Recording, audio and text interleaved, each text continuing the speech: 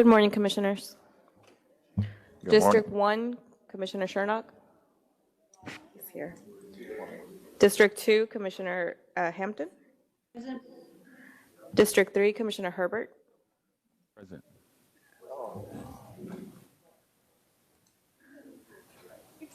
District, District 4, Commissioner Forsyth.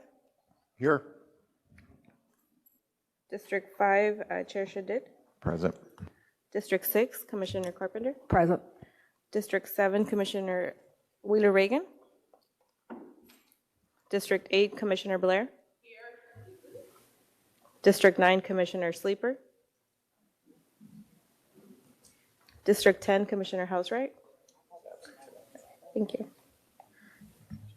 Yes. District 11, Commissioner Epler.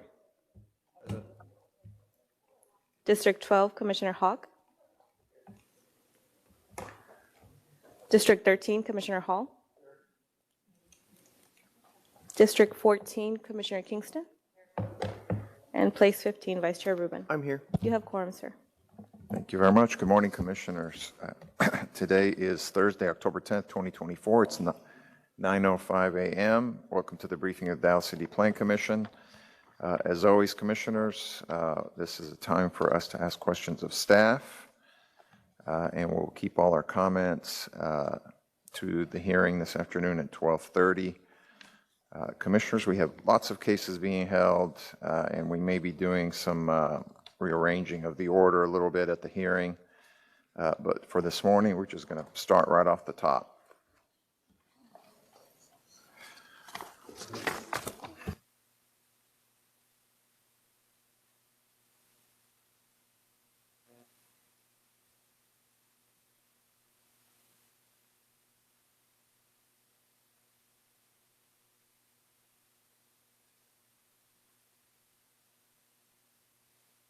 Good morning.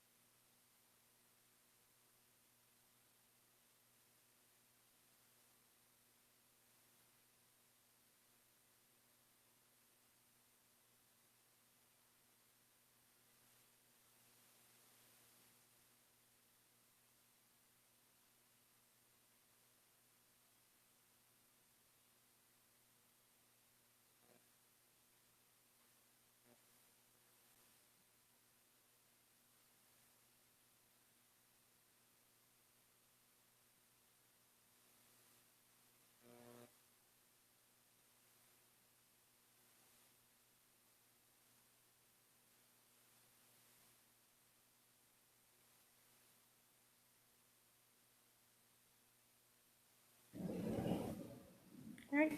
Good morning, Commissioners. This is M234-024.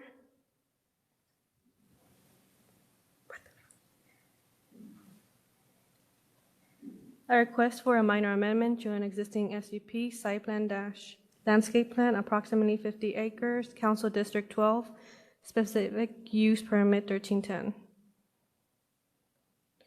Located on northwest of Coit Road and Osage Plaza Parkway, north of downtown.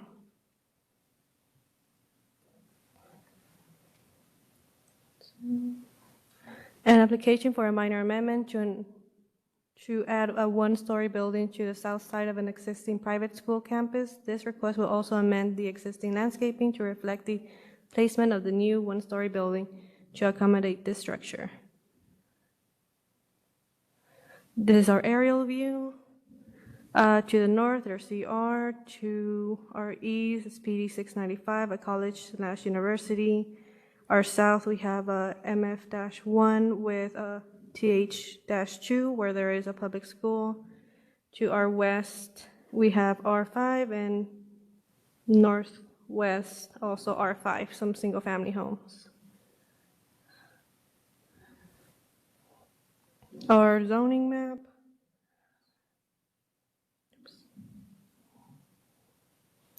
Our existing site/landscape plan. The enlarged version of it. Now our proposed site landscape plan, outlined in red, our new one-story building, enlarged version, and staff recommendations approval.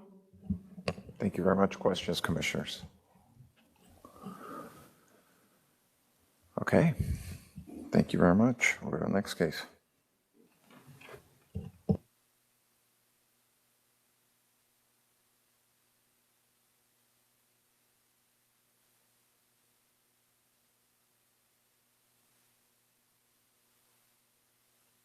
Good morning.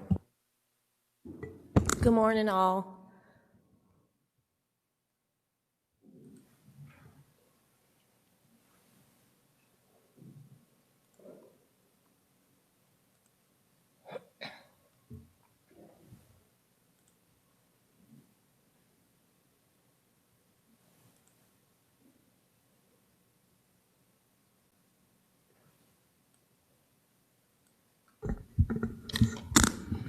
This is case D234-011. It is a request for a new development plan and landscape plan on approximately 1.177 acres. It's in Council District 2.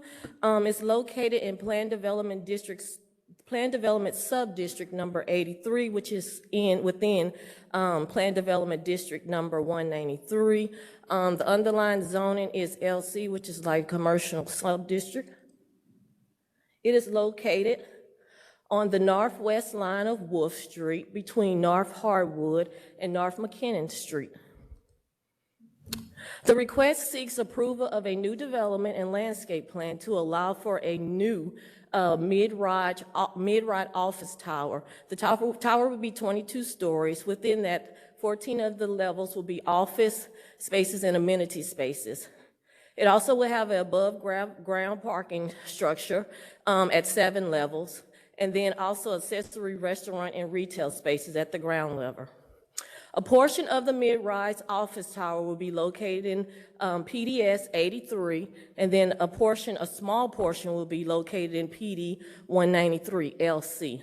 So for that portion that is located in the PD 193 LC, it would not be considered by CPC. The only portion that would be considered would be the portion that's in PDS 83, because that portion requires a development plan.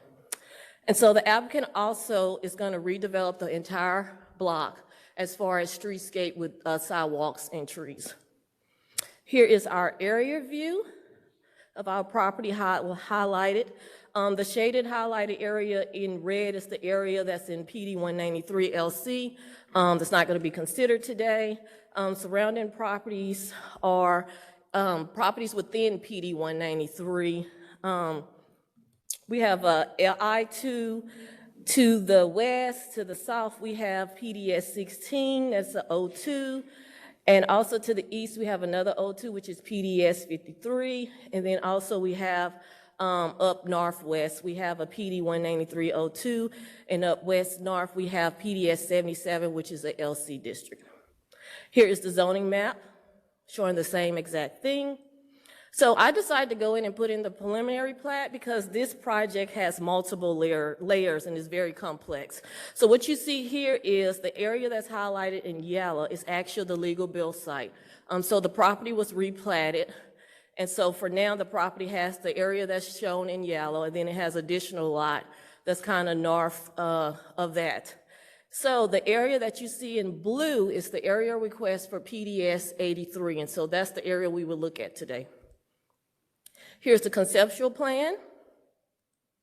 Here is the proposed development plan, highlighting the area that's in PDS 83. Here's enlargement of that development plan. Here is the landscape plan that's also was submitted with the development plan, highlighting that area. Here's enlargement of the landscape plan. And also, the PD calls out that if they have any kind of rooftop landscaping, it also need to be submitted with the development plan and the landscape plan. So they showed what they're gonna propose on the rooftop as far as landscaping.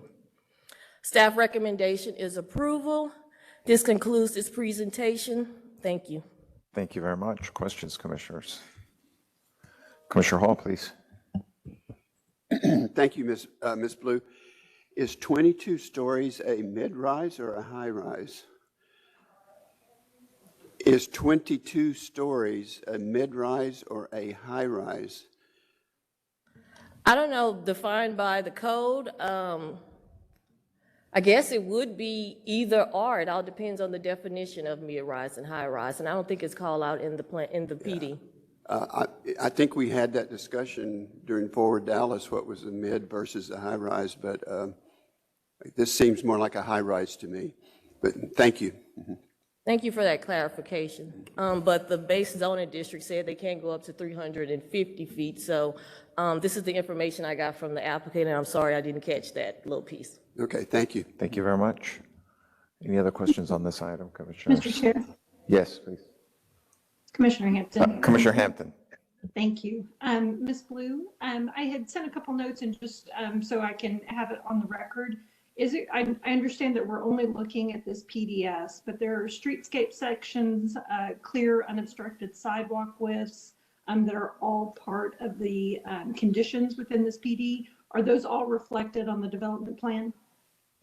Yes, ma'am. So when the arborists looked at it, we looked at the streetscapes for the PDS, and a lot of those are in line with what's required in PD 193. And since they wanted to show the entire block as far as streetscape, and majority of the block is facing the one PDS 83, we did compare those regulations, and we made sure they were in compliance. Thank you. And then there's additional provisions that talk about the circulation and how the above grade garage functions. And while that may be a little bit outside of our scope, there's nothing in this development plan that would contradict those provisions. Is that correct? That's correct. Okay. And then you mentioned the rooftop terrace is part of the development plan. Does that count towards their open space requirement? Yes, ma'am, they do, but what we did find out, we could not find any provisions in PD 193 that requires any open space percentage. There is, I think the Oaklawn Committee handles open space. There is an open space fund. I don't know if it's just for TH district or other districts. So they are showing open space, but whatever requirements they will have to get with the Oaklawn Committee to satisfy those. So I believe in 190 PD1 for the LC district, it's a 10% open space. I don't have the section reference in front of me, but there's a table on the development plan that documents their required open space and what they're providing. Is that correct? Yes, ma'am. Okay, and I think the applicant will be here today, so we could ask them to clarify that as well. Thank you, Ms. Blue. Thank you, Mr. Chair. Thank you. Please, of course.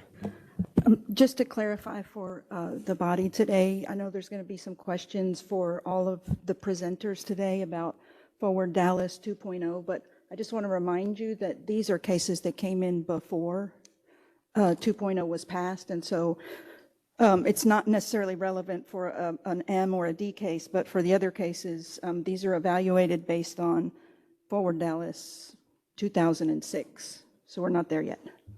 Thanks. Thanks for the clarification. Any questions on this item, Commissioners?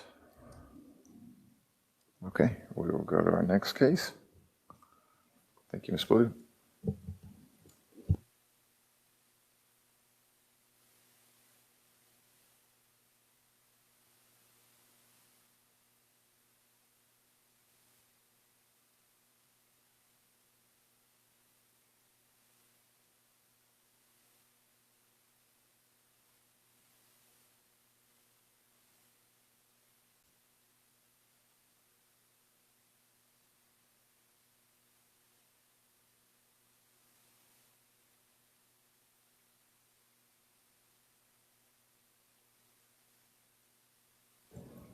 Okay, this is D223-001. This case was at the CPC hearing for September the 5th, but it was held under advisement, so I'll go through the briefing again. A request for a new development plan, and also they submitted an updated tree master replacement plan that will be reviewed at permitting, but the language did say that they need to update one when they submit a development plan, so they submitted it. It's on approximately 11.564 acres, it's in Council District 3. Yeah. Ms. Blue, if there were just, if you just mind just briefing the changes, if there are any? If not, The I think- only changes, so you see this chart here, the only changes was that one of the sub-districts, Sub-District 6, actually had an allowable story of 6 stories. The development plan, they went with 4 and 4. I didn't catch it, but we did look at it. So they just basically changed the stories to 6 for allowable, but they're still proposing the 2 stories for the development. That's the only change. Thank you very much. Commissioners, any questions on this item? Commissioner Carpenter. Yes, Ms. Blue, for development plans, the CPC's only criterion in evaluating this development plan is to determine whether or not it complies with the underlying zoning. Is that correct? Yes, ma'am. Okay. And I'm assuming since staff is recommending approval that you have determined that the uses, the height, the stories, the parking, the tabular data required in the PD, they're all in compliance. Yes, ma'am. All right, thank you. Thank you, Commissioner Carpenter. Commissioners, any other questions on this item? Yes. Commissioner Chair. Herbert, please. I've asked for the language pertaining to our regulations in the development code from the attorneys and haven't received it. Ms. Blue, if you have the exact language, can you send it to me, please? We didn't quite catch your question, Commissioner Herbert. I'm trying to get the exact language of our rules around the development plan. I've asked an email and hadn't received it, and is asking Ms. Blue if she has it, can she send it to me? Ms. Carlisle. No. I think we have a question for you. I'm sorry, can you please repeat the question?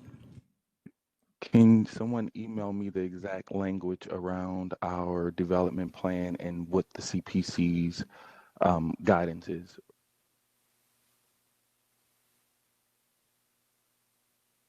CPC rules regards the standard that we look at for development plans. You would like that emailed? I'm sorry. Yes, could you Okay. email that to Commissioner Herbert? I believe can it's in do that. section, is it 702 for development plans?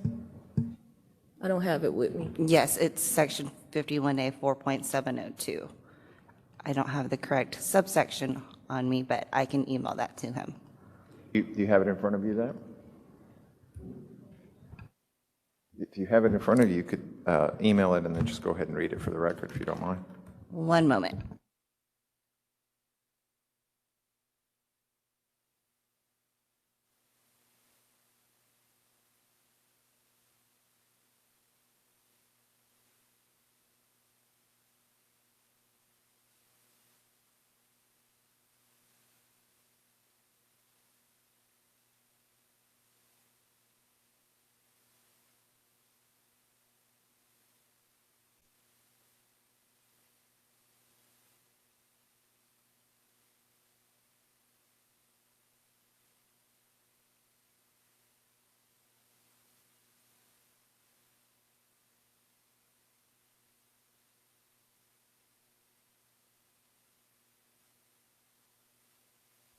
Well, I can't point to something in the code that says it. We have case law that says development plans are ministerial and they're not discretionary in nature. So being a ministerial function, meaning that it requires obedience and where an action has no choice in the matter. So therefore, if the development plan meets the text of the PD, then the CPC must approve it.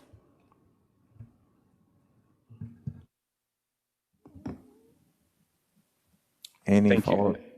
Yes, you, thank Commissioner. you. And is that city charter or is that state law? Do you know why is that the case? Is that just our city charter? That was, it's a case law, so a court decided that development plans are ministerial, they aren't discretionary. The discretionary part came with the zoning case that came before us whenever the PD was created, and that's when you can make conditions, but since now it's just administrative, so if it meets what the development or what the conditions in the PD are, then you have to approve it. Okay, so again, I think I asked an email for a copy of, not a copy, but the name of that case and the details around it because I have a lot of neighbors asking questions in that regard. Not just, yes, thank you. The case is Bartlett v. Cinemark USA, and I will email that to you. Thank you. Thank you. No Also, more just questions, Chair. Commissioner Herbert? I was saying that ends my questions. Thank you. Thank you, sir. Any other questions on this item, commissioners? Okay, next case. Thank you, Ms. Blue. Thank you all.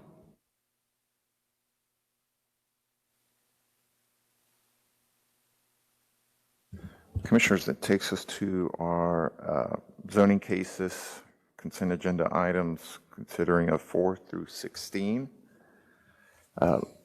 Commissioner Forsyth, it's case number 4 coming off consent. Is that going to get held? I would like to hold this on advisement until we have another community meeting with the community, if it's Okay. possible. Do you want a brief today, or want we bring it back? I would just as soon, wait and Okay. hold the hearing until, the briefing until. To what the next date meeting. will we be holding it to? I would like at least 2 weeks to be able to set up the community meeting. So Okay. is it possible? Is it possible to do November 7th? Absolutely. Great, thank you. Thank you, sir. November 7th, commissioners. So that, Mr. Chair? yes, sir. Was that case number 4? That's case number 4. All right, thank you. So at this point, these are the cases coming off consent. Case numbers 4, 5, 6, 7, 8, and 9. 7, 8, and 9, and 10 will be held under advisement until November 21st. So, 6 is also getting held, okay? So 6 will also, yes. Chair, I got a lot of community feedback after the agenda was released on 12. I'm going to hold that one as well.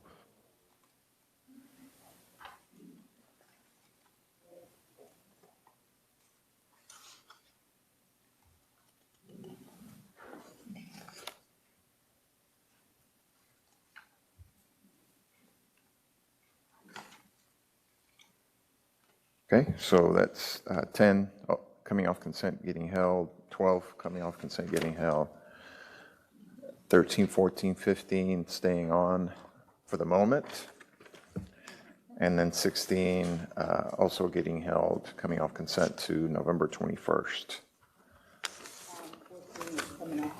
14 is off, okay?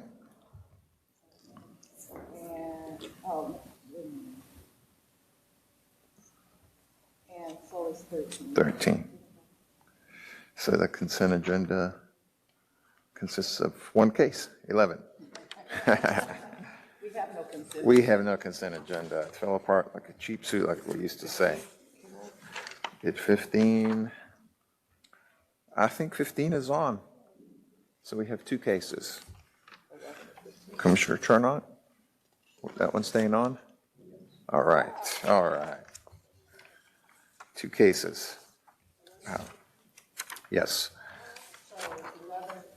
11 and 15. And just as an FYI, I will be leaving a little bit early today, so we may be moving 19 up depending on how we're moving through the docket. And then also there is a conflict on one of the plats, Vice Chair Rubin, so we'll probably move that one up also and dispose of that one to allow Vice Chair Rubin to chair then 39. Yeah, Vice Chair Rubin has a conflict on 39, so we'll probably move that one up as well and dispose of that one before I take off. So that takes us back to case number 5 is off consent, but we're going to hear it today, Commissioner Blair.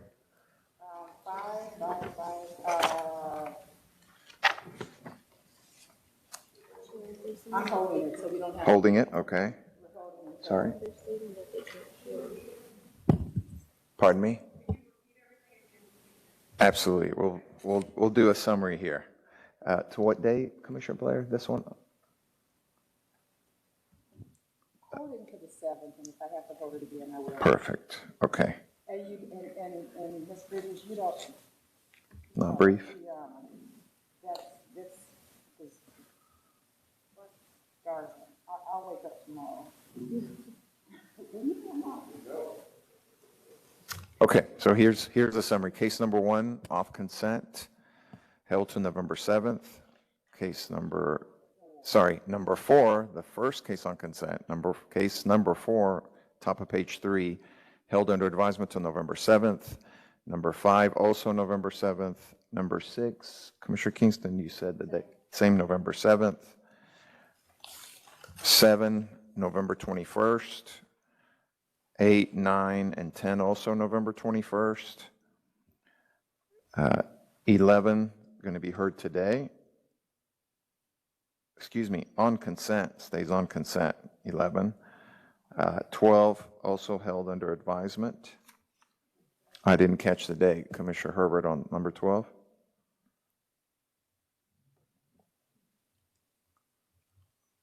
I think he's off. I think he's on his way here, so we'll catch the. Oh, there you go. That's okay. So, yes, the first week of November. Or first meeting of November, I'm sorry. That's November 7th. Perfect. November 7th. So 12 held under advisement until November 7th. Yes. 13 is off consent. Yes. Okay. Thank you. 13 off consent heard today.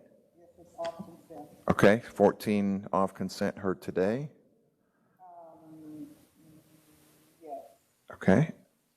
15 on consent, 16 off consent, held to November 21st. So that leaves for briefing today cases 11 and 15. So, well, no, let's see. No, actually, yeah, you're right. 11, 13, 14, and 15. Thank you, Commissioner Carpenter. So let's brief those today. Okay. Tingley, Kevin Hawkins. Who is billing and adjustments? Sorry, Commissioner Herbert? Sorry, multitasking. My apologies.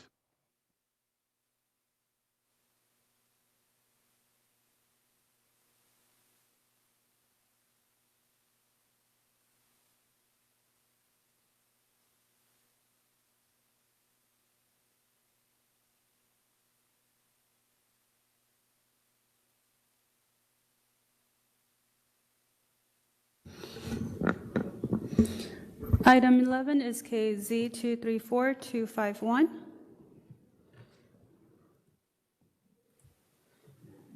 The request is an application for 1, an MF2A multifamily district, and 2, the termination of deed restrictions Z845264 on property zone in an L001 limited office district. It is located on the east corner of Moser Avenue and Monarch Street. It's approximately 9,496 square feet. This is the location map, the aerial map, the zoning map surrounding uses is multifamily to the southwest. Northwest, single family towards the southwest, public or private school towards the southeast, office, restaurant with alcoholic beverage to the northeast. So the area request is currently developed with a two-story, 3,520 square foot building, which was constructed in 1920 per DCAD records. Per city certificate of occupancy, a CO for an office building use was issued in 1988. On May of 1986, the City Council approved the application for an O2 office district with deed restrictions on property zone and MF2 multiple family district. The applicant requested to terminate the existing deed restrictions. Applicant stated that the structure was originally built as a 4-unit apartment building. However, there was a short period in the late 1980s where it was run as an unsuccessful halfway house. Existing structure is currently being operated as a multifamily use. In order to bring the use into compliance, the applicant is requesting an MF2A multifamily district.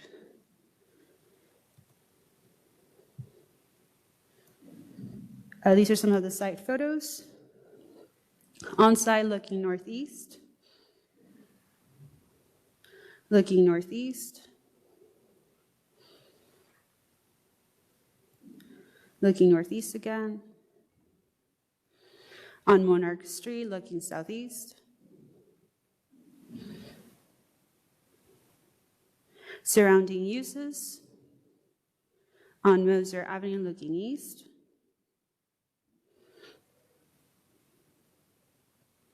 Looking southwest.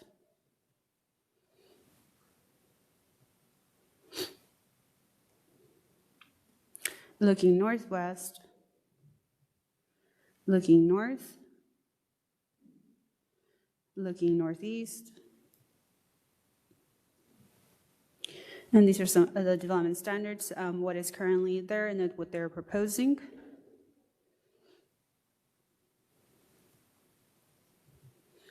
So they are proposing, as I mentioned, determination of deed restrictions. The following are the ones that they are proposing to terminate, which is they're to hereby agree that no structure may exceed 36 feet in height, do hereby agree to limit development on the property to no more than a 1:1 floor area ratio, and landscaping must be installed in conformance with the requirements of the landscaping regulations for an office 2 district.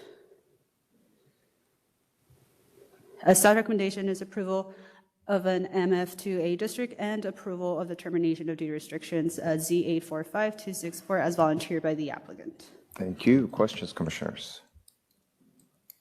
Commissioner Hampton. Thank you. Ms. Bridges, just one question. The surrounding zoning is the MF2. This property has been utilized as multifamily, as I understand you noted, for quite some time. There's no protections for the existing structure proposed, so that it would be consistent with all other uses in the immediate surrounding area. Is that correct on this block face, I should say, in the next block? Sorry, can you repeat that? Well, I'm just trying to establish, because the applicant has indicated that they're going to keep the existing structure, which is a 1920s building, but there's nothing in a straight zoning case that would require them to keep the building. But if it were removed, it would simply meet the requirements of MF2. Yes, so on the, they didn't submit a survey. However, if the structure does tend to expand, they will have to meet the requirements of the code. Okay, and the deed restrictions that are being removed, those were all put in place tied to the LO use, is that correct? Yes. Right, and so our current standards either meet or landscaping is probably more robust than what was included in the deed restrictions. Is that correct? Yes. Thank you. Thank you, Mr. Chair. Thank you. Commissioner Hall. Thank you, Ms. Garza. The building is currently being used for multifamily. How many units? Per the applicant, it's 4 units. Okay, so at one time it was multifamily for 4, and it still is multifamily Yes. for 4. All right, thank you. Thank you. Any other questions on this item, commissioners? Okay, we'll keep going.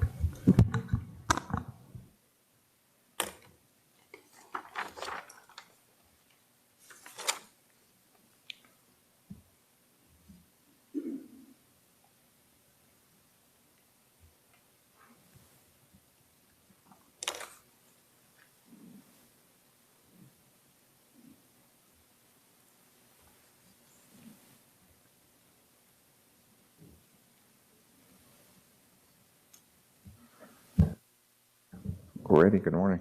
Good morning. This is case number Z234-263.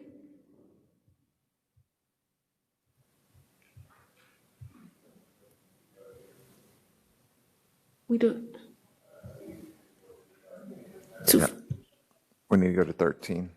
But if you're ready to do 14, we can. We can go back to 13.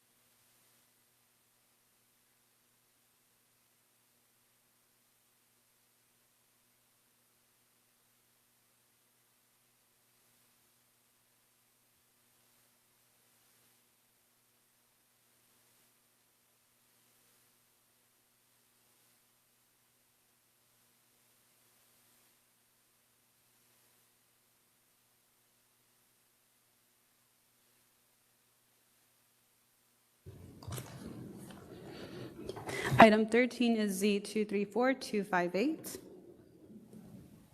The request is an application for an R5A single-family district on property zone AA Agriculture District. It is located on the north line of Tea Garden Road, west of Haymarket Road. It's approximately 5 acres. This is a location map, the aerial map, and then zoning map, surrounding uses. To the north is undeveloped. Towards the east is manufactured home park. Towards the west is office, showroom, warehouse. And then towards the south, it's a single-family development and a public or private school use. The area request is currently developed with a single-family structure constructed in 1945 per DCAD records. With the proposed development, the applicant is proposing to demolish the structure to redevelop the site. The applicant is proposing to develop the site with a single-family housing development. These are some of the site photos. On site looking north.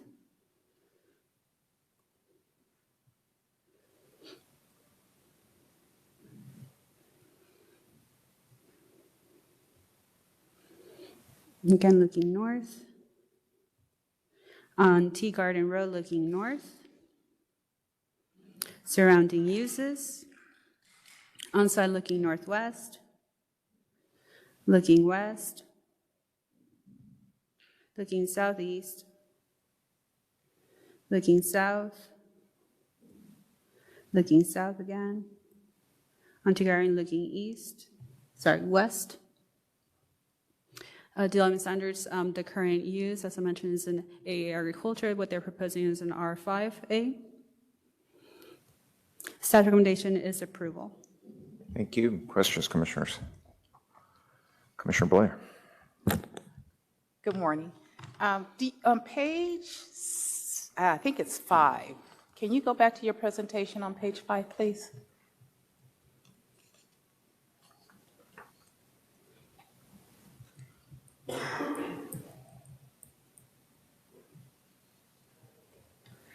You say to the west is office, showroom, warehouse. Are you saying that is the zoning on the land, or are you saying that's what's on the land?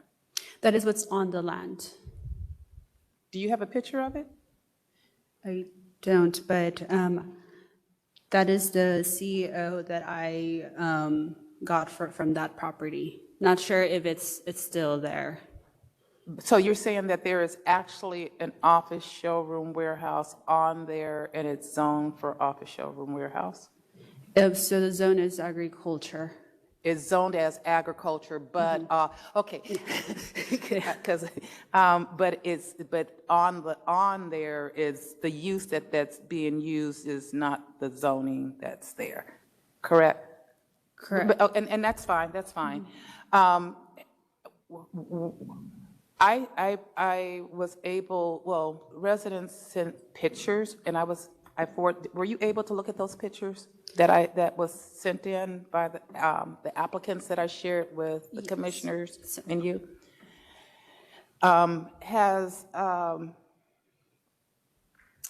Engineering, Mr. Navarez, do you know if he's here today? No, I'm not aware.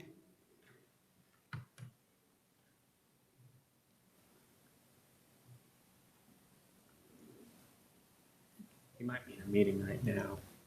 Oh, He might be in a meeting right now, but I will send him a heads up.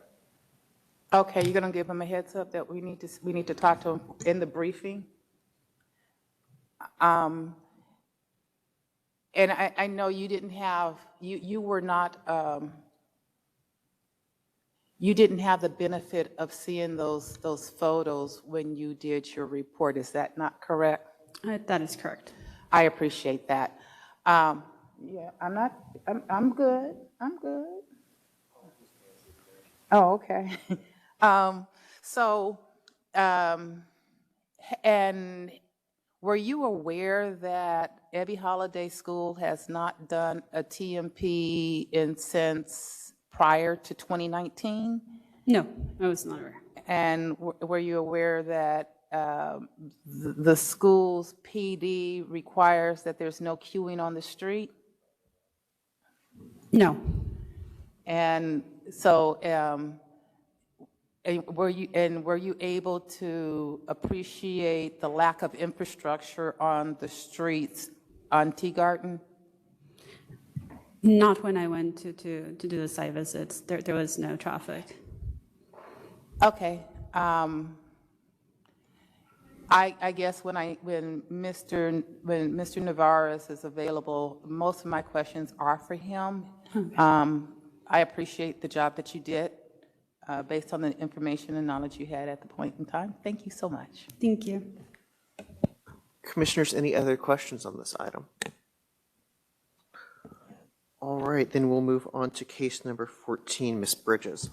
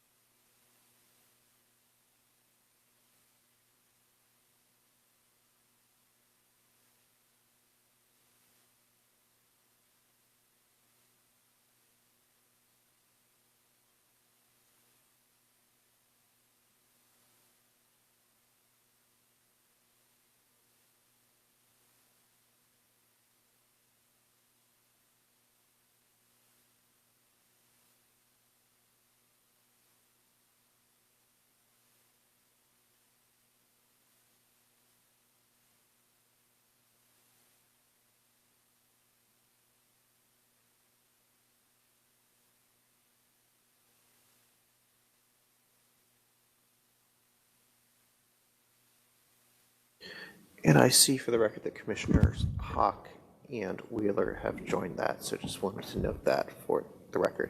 Ms. Bridges, whenever you're ready. Okay, this is Z234-263. This is an application for a TH3A Townhouse District on property zone ACR Community Retail District, and the purpose of this request is to allow single family on the property. This is the location map. Outlined in blue is the area of request. This is the zoning map. It is surrounded by all single-family uses and some community retail uses. The area request is currently zone CR and is undeveloped. The area request only has frontage on Seagoville Road, and additionally, Little Fox terminates at the southwest boundary of the area request. The applicant proposed to develop the area request with single-family uses, and to accomplish this, the applicant requests a TH3A zoning district. Next, you'll see pictures of the site and the surrounding area.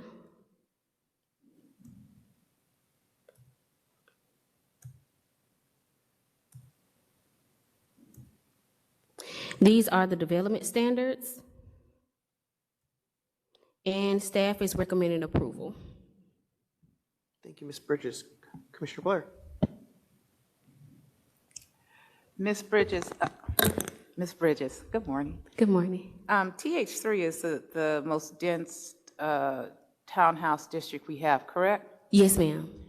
And if you go back to your slide that has the picture of the site, it's a real narrow kind of site, narrow and long, correct? Yes, ma'am. I'll wait until you get to that picture.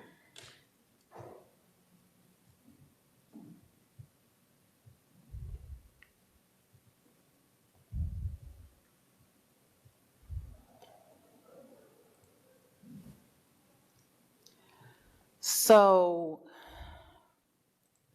for orientation purposes, the building that's right next to it is the post office, correct? Yes, ma'am. You want me to show a picture of the post office? Yeah, can you do that too? Yes, ma'am. Give me just a second to find it on here.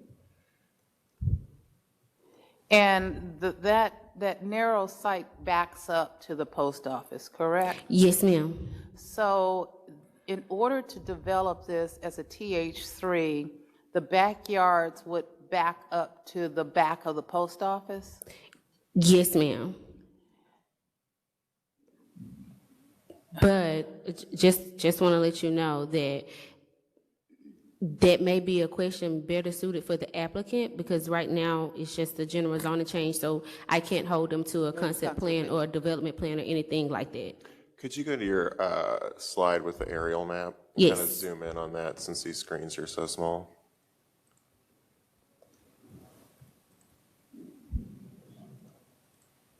And Yeah, make could it you zoom big. in? Yeah. Make it big for old eyes, like Ryan. Uh-huh. Yeah, so the kind of northwest boundary of this property, it would back up to that post office site, but you can see there's just a driveway there along the property boundary. The actual post office building is a lot more further to the northwest. Just wanted to point that out. So in order to accomplish this, the proposed site plan, is it a site plan that you? I have a concept plan that I can share if concept you would plan. like. Yeah, can you share the concept plan? Yes, ma'am. Give me just a second to do that. Thank you. And I'm going somewhere.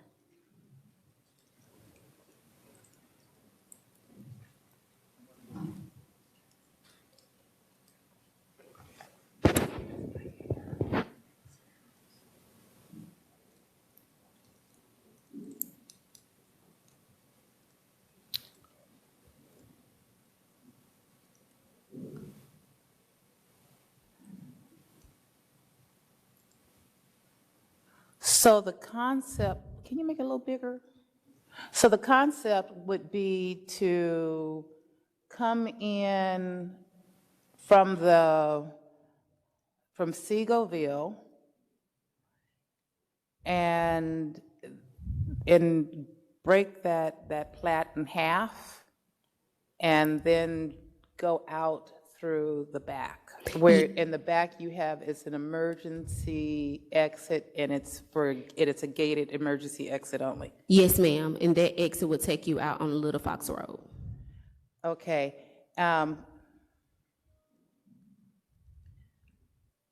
Okay, thank you. You're welcome.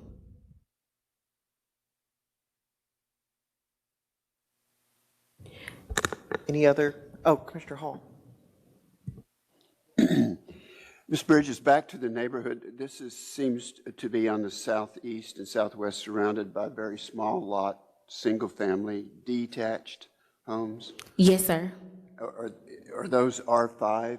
Is that R5 zoning? Yes, some are R5 and then some are R75, but the majority are R5A. Okay. So it appears to me, looking at that picture, it's already a fairly densely populated area. Yes, sir. Okay. Thank you. You're welcome. Also, I just want to let you know, Commissioner Blair, that David is here. I know you wanted to speak with him about some engineering questions.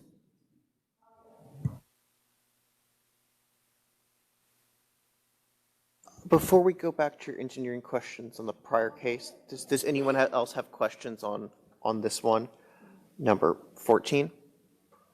All right, then let's go to Mr. Navarez.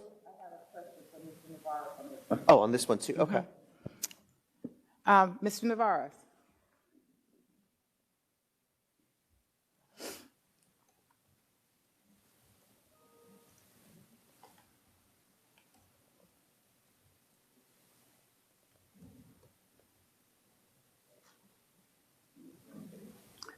Good morning. I have questions on this case as well for you. When we look at this particular case and engineering-wise, these are kind of narrow. The plat is kind of narrow. I should say the lot is kind of narrow. If there is an instance or an occasion, is fire and is the emergency exit only going to, can fire navigate the turns through the back end going down Little Fox? Is the curves going to be severe enough that it's going to be a challenge for fire, and based on the density of the neighborhood and the uses that the residents have on their street already?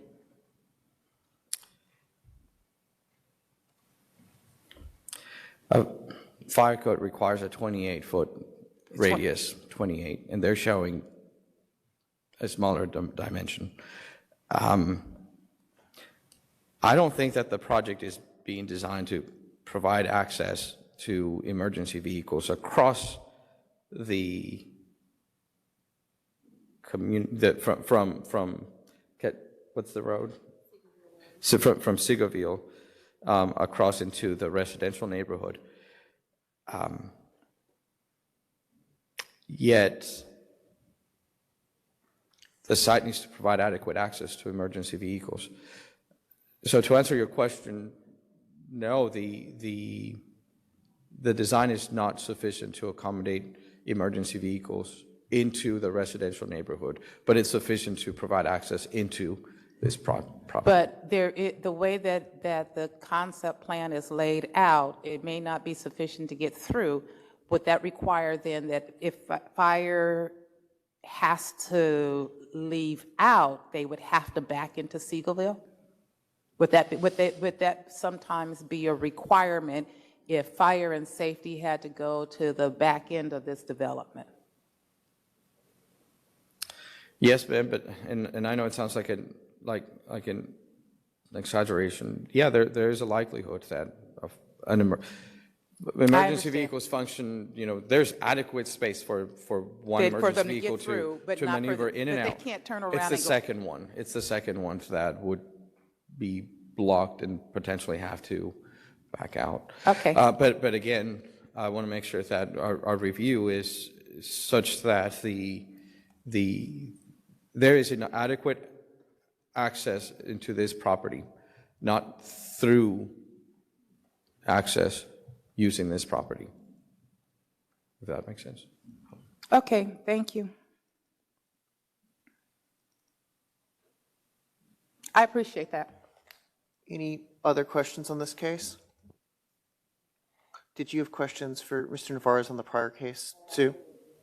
Mr. Navarez, I know you just sat down, but Commissioner Blair has a few questions for you on a different case. The previous case.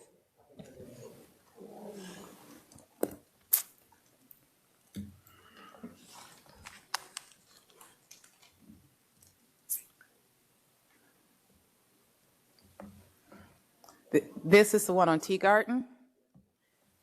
And were you aware, Mr. Navarez, that Ebby Holiday School, their PD requires that there is no queuing on the street? I'm aware of that, yes, ma'am. And are you aware that the last TMP, that they are required to do a TMP every 2 years on the odd number years? That is correct. They have not submitted any of the required updates. And they haven't submitted one since 2017? They have not submitted one since they came to the commission for approval of their zoning. Okay, and so are you aware that there is massive queuing on Teagarden from when you going west into the Camden Homes neighborhood, and no, that's west, and when you're going east all the way down to Haymarket? Yes, ma'am. We received your photos of the existing conditions, but we had already received 3 service requests from neighboring property owners, letting us know that their conditions need a little bit of help managing their traffic, and the transportation department has already started looking into it. Coincidentally, the zoning case came up at this time, and you were able to verify that, but we had already received 3 service requests. So are you aware that during the pickup hours, the residents are actually locked into their homes and unable to get out? I haven't been out there myself. I'm not familiar with their operations and conditions. I've seen photos, and we're aware that neighbors have complained and shown concerns of the lack of management out there. Incidentally, we have recently instituted a monthly meeting with DISD, and so 3 departments meet with them, independent from their zoning cases and their permitting cases. This is more so that the city has the ability to meet with principals and the district, and so the first Wednesday, 10 a.m. of every month, we meet with DISD. And we add different schools to the agenda. This school has been added to our November date. So the first Wednesday in November, you guys are going to talk about this particular issue with their queuing and how to better the experience for the existing community? I don't have the details of the service requests that have been submitted, and I don't know the status of staff's review and what they're doing to address those. But I have added that this school to our meeting in November. So I don't know if the transportation department will be able to address these issues before our November meeting, but we are meeting with the ISD on November. So that's the latest that we'll see some action on every holiday. And just another question or two is in along these lines before I change topics. Are you also aware that because of the narrowness of the streets and with the queuing, there has been occasions where fire has not been able to get down Teagarden because the narrowness, the bar ditches, and the queuing on the street? I'm not aware or familiar with the conditions out there, but I did see your photos, and it's very clear that the road is obstructed in more than 2 lanes on both sides during peak hours. There certainly needs to be a management of traffic out there, and the city should also be able to help the school facilitate some improvements. Changing topics. There was also some pictures that were that I forwarded to the commissioners of severe flooding on the properties. Were you aware that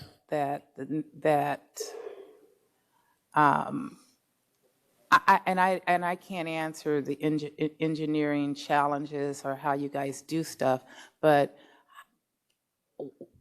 if there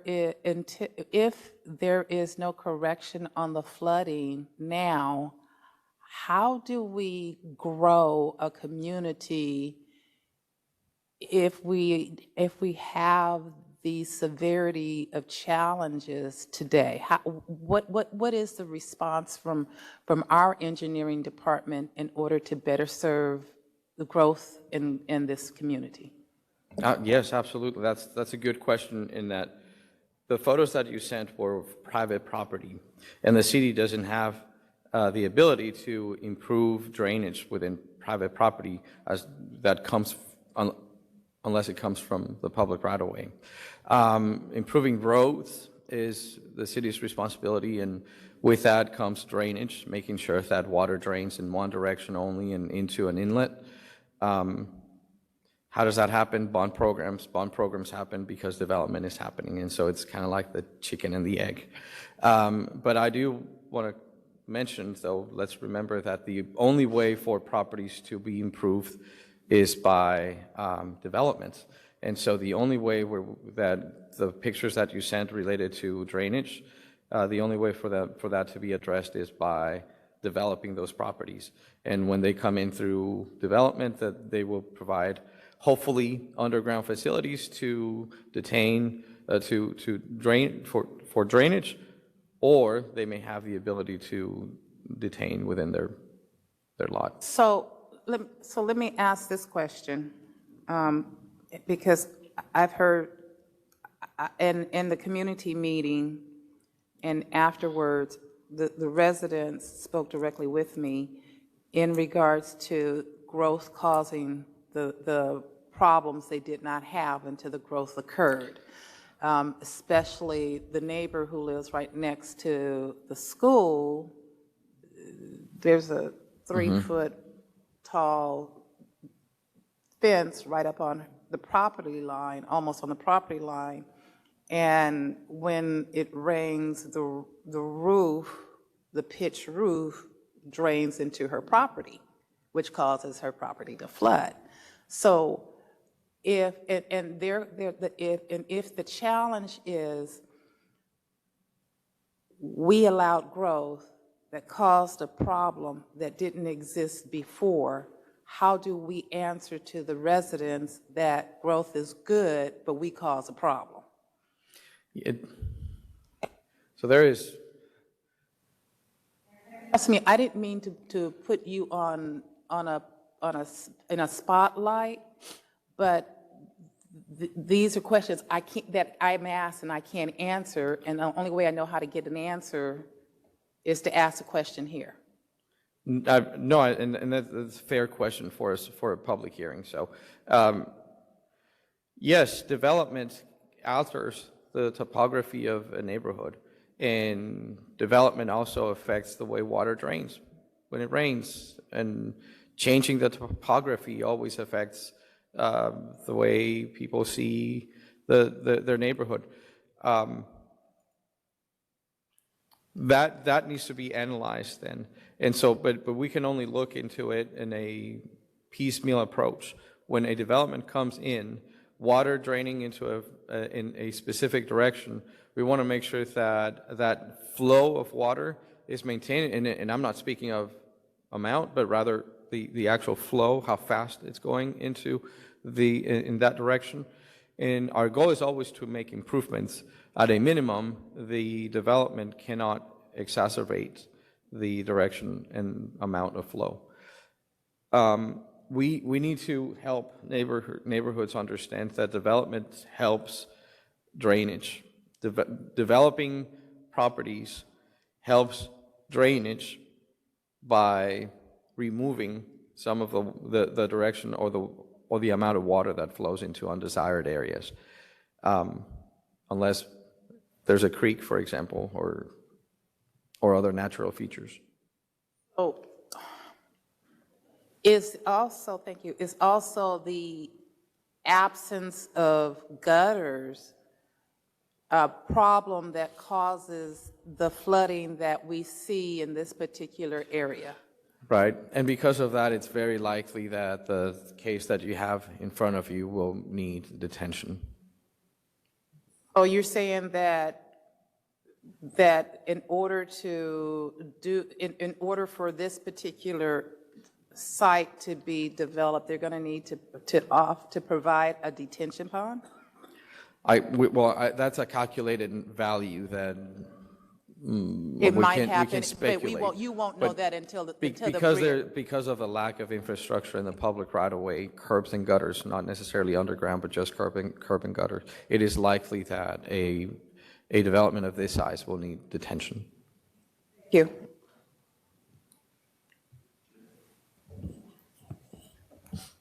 Mr. Hall? Thank you, Mr. Navarez. What's the source of this water? Is it just natural runoff? Rain. Well, rain, I mean, is it flooding a creek or a lake, or is it just so much rain is flooding the land? And I don't know the specifics of this area. The photos that were shown were all flooding private property. It's just rain, not... And it's rain, yeah, as opposed to gray water, you mean, or? Well, as opposed to a creek. filling Yes, up no, and sir. flooding. It's just drain water not going adequately flowing into a creek. Okay, thank you. Any other questions on this one? Commissioner Carpenter? This is really a general question that ties into both of the previous cases. Is there a new set of procedures or protocol for the city to inform specific DISD schools or DISD management that these traffic management plans have not been submitted? And is there an enforcement mechanism? No, ma'am. We continue, since as long as I remember, we continue to be reactive. I believe we owe you an update on how many schools provide an updates as required by their ordinance. Very few do. If they do, it's probably a private school, more than likely.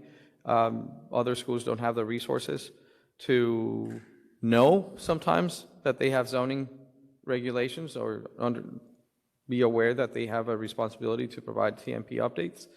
So we're more of in a reactive mode when we receive a complaint from neighboring property or another agency. We have a memo. We send a letter to both the principal and the administration, and we're letting them know that they're not fulfilling the requirement to provide a traffic study update every so often. We received a complaint and we need them to address it and then we give them a deadline, hoping that they can contact us immediately, and then we meet with them to, depends on the case, yes. Has it been your experience that when they get this letter or memo that compliance is achieved? Can you repeat your question? I said, when you've had some occasions, I'm hearing, to send out these letters letting schools know that there's a problem and they need to update their TMP. Are you getting compliance? Some? Some, the majority, yes. We're working with a charter school that regretfully got approved on a service road, and parents are picking up just as expected, picking up on the service road. And there's other issues that they have on another access point, and we're trying to get them back on the table to figure out a solution. But I'm sorry that it's not related to. I mean, I'm yes, assuming- ma'am. The answer is yes. We're getting compliance from the majority of them. Because we're talking about hundreds of schools across the city, right? Correct, but we don't really get complaints from. No, that but many, so. I'm just trying to think of a way to address the problem. We probably send, I would say, between about 3 every semester. Right. So three in the fall, 3 in the spring or so, letters from complaints. But it's part of the city's standard procedure to send out letters when SUPs are about to expire or need to be renewed. No, ma'am, we don't do that. You don't do that now? No, that letter, that is communicated with the applicant. When the SUP is out for a renewal, when we just let the applicant know to explain to you why they haven't been able to provide the update. I'm Okay. taking time away from. All right, well, thank you. I'll continue this offline. Yeah, Thank you. and we'd be more than glad to follow up on that off the record. Thank you. Any other questions, Commissioner Blair? Oh, I thought I saw the glint in your eye like you were ready to go. Okay. You intercepted it. Thank you. Thanks. He's my human shield. Mr. Bate, number 15.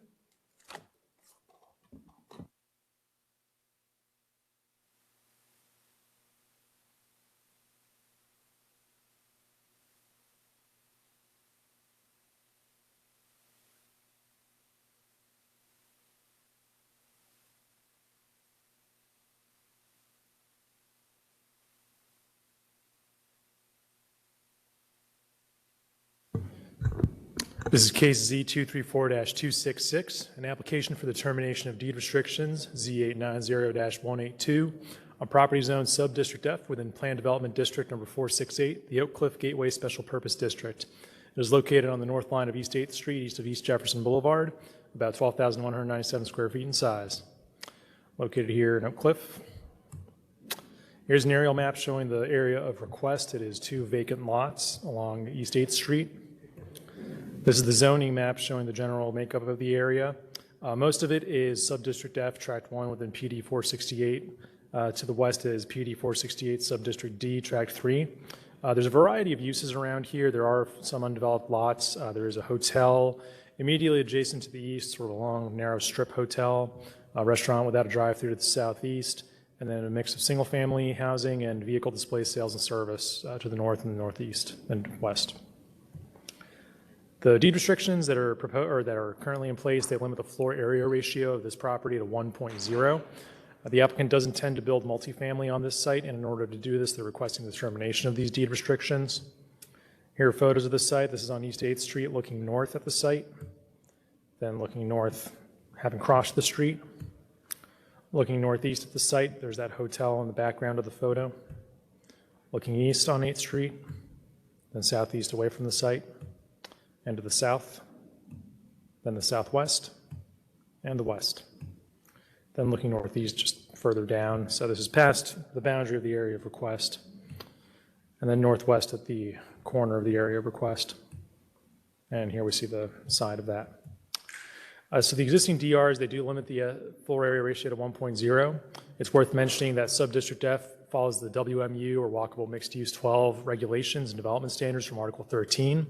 And WMU 12, like the rest of our form-based districts, does not specify floor area ratios. The building envelope is instead limited by the various setbacks, lot coverage limits, height limits, and story minimums and maximums. Staff's recommendation is approval. Any questions on this item?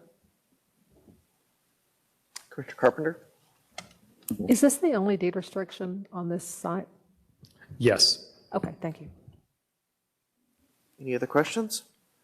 All right, we'll move on to number 16 is getting held, so we will move on to number 17 has been briefed, I believe. Do we have an update on that? That's what yes. The 21st of it's being held to the 21st of November. Yes, on 17, the only change is as was circulated, the applicant proposes a deed restriction. I don't have it to display at the time that I got it, but it is as follows. Proposes to the following deed restriction on top of the existing, or the proposed MF2. Development is prohibited within 55 feet of the center line of Artesian Creek. That's it. Do we have any questions for Mr. Pepe? Commissioner Carpenter? Mr. Pepe, we were just handed some printed material with some neighborhood responses to that deed restriction. Have you had, or that offer of a deed restriction, have you had any chance to evaluate that? Evaluate the neighborhood feedback, or? Yes. No, I haven't. Okay, thank you. Commissioners, any other questions for Mr. Pepe on this item? Commissioner Hall? Mr. Pepe, if I look at an aerial map of this site on Google Maps or something, I see the creek running through the trees, but I don't see where the creek goes. So the neighbors are very concerned about flooding on the creek. Where does this creek go? It doesn't appear to be a creek on the other side of the road. Would you know that? I'm not going to, I don't want to guess. I understood that it ran north, but perhaps if anyone knows, it's not typically in our analysis. That's okay, we can ask. the Hydrology, applicant. they'll have to figure that out in the engineering stage. Okay, thank you. Any other questions? All right. I hear someone whispering in my ear for a break, which is fine with me. It is 10:21 a.m. We will be back in 10 minutes. Or drive-through service on property zone Plan Development District number 842, the Lower Greenville Avenue Special Provision District with SUP number 1905, located on the west side of Greenville Avenue between Sears Street and Alta Avenue. Again, it's SUP and approximately 2,165 square feet in total size. Here's our location map. This is the aerial map and zoning map with the surrounding districts and uses. To the north is actually surrounding the entire site is PD 842, commercial uses, as well as MD1 overlay. And then to the south, SUP 1289 and SUP 1903. To the, not sure why that's in the way there. To the west is SUP 2327, and then to the east is also PD 842. This lot is frontage only on Greenville Avenue. It's currently developed as the Alamo Club, which is a bar, lounge, or tavern. Their proposed hours of operation are between 12 a.m. midnight and 2 a.m. Monday through Sunday. They do have a sidewalk patio that operates between 12 a.m. and 2 a.m. 12 a.m. midnight to 2 a.m. Friday through Sunday. They are requesting a 5-year period for the SUP. There have been 11 zoning cases in the immediate area within the last 5 years. And here we have site visit photos. This is on Greenville Avenue, looking at the site. Same location, looking south. Same location, looking adjacent east. Same location, looking north, up Greenville. This is on the back side of the site, the alleyway. Same location. Images of the surrounding uses, so back side of the site looking south. Same location looking west. This is the applicant's proposed site plan. And this is just an enlarged version of that. So staff analysis, the use is appropriate in the immediate area. The applicant has provided a revised site plan and conditions also match the site plan. So everything is cohesive. They have provided their crime stats and most recent TABC. Staff's recommendation is approval for a 5-year period, subject to site plan and conditions. Thank you, sir. Questions, commissioners? Commissioner Carpenter. Mr. Clinton, the last time they had an SUP, was it for a 3-year period? Because this is a new SUP application, and I see that one was approved in 2021, so. That's correct. So this is a new SUP to reestablish what they had. Okay, because originally, the last time they got 3 years and then it expired, so now they're asking for 5 years? Yes, ma'am. Okay, but this SUP for the late night, it's just on part of their property. Their back patio is not, it will have to shut down at midnight, or is supposed to be shutting down at midnight. That's correct. Okay. I think normally on these cases, we get some sort of communication from the Lower Greenville Neighborhood Association. I don't see anything. Have you had any contact with them? I have not. No? No. Haven't heard. Thank you. Commissioner Kingston. I think your report said this was a bar tavern. Isn't this operating as a restaurant, CO? Say that, can you repeat that? Isn't the CO on this a restaurant? Yes. Okay, thanks. Any other questions, commissioners? Okay, we'll go to 19.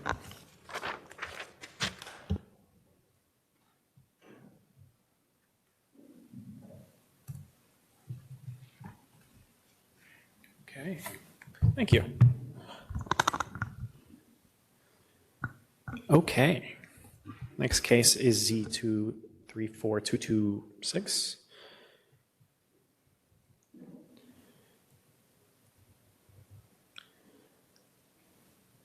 It's about as big as I can make it. Okay. So this is located in southeast Dallas, at the end of the Green Line. And it's an application for a planned development district for a WMU5 walkable urban mixed-use district uses and standards, to the termination of specific use permit number 1646 for a transit passenger station or transfer center, and 3, termination of a D1 liquor control overlay on property zoned in IM industrial manufacturing district, a CS commercial service district, and sub-area 4 within PD 366 Buckner Boulevard special purpose district. And it's about 12.17 acres. Purpose of the request is to allow for modified development standards, primarily related to height, landscaping, streetscapes, parking, signs, open space, mixed income housing, and design standards to develop the site with residential uses. And here's the site as it exists today. As you know, it's Buckner Station and the park and ride associated with it. Currently, that operates under an SUP, be permitted by right in the proposed zoning. So we do request to terminate the SUP in this case. And as we walk around the site, there's a couple auto service centers to the north along Buckner. There's a motor vehicle fueling station with a restaurant to the east, as well as a medical clinic. There's an alcoholic beverage establishment to the east across Buckner. South of here, there is industrial inside for tile manufacturing, Dow Tile facility, and then to the northwest, there's single family across Elam Road. Currently, it is on that IM Industrial Manufacturing District, CS, and part of PD 366. It is the beginning of the Green Line. There's multiple high-frequency routes that run from this station to other parts of the district in the area. So these projects exist to a degree because DART identified surface parking here is underutilized, and the change does enable redevelopment of it. It would be necessary to do significant redevelopment here. It includes a conceptual plan as well as a pedestrian promenade between the corner and the platform, directly connect the public spaces, and they do have enhancements to the public realm, standards built into Article 13, as well as sidewalks and other limits on parking, as well as mixed income housing. As we visit the site from the station, we're here on the platform, looking up at the park and ride from the platform. That's where you can actually get the Dow Tile from Buckner Station. Now, if we look standing right, having left the platform, headed towards the corner, there's a bit of a path there right now, but the proposal calls for this to be improved. So I am showing the approximate location where the promenade, I can't get that down, will hit the station. Now headed towards the corners. I'll try and go a little quicker as we go around the site. The existing DART parking lots in the west and in the south are proposed to be maintained generally as they are, whereas the body of the northeast part, the triangle, will be maintained. And here's the corner of Buckner and Elam looking back towards the station. We're going to turn the corner on Elam, looking west towards the station. And auto service centers across the street to the north, subdivision to the north on Elam. And so big part of review in this was Buckner Station area plan. Area plan calls for redevelopment of the area, it calls for urban mixed use on this site, both housing and commercial activity on this site, encouraging use of transit.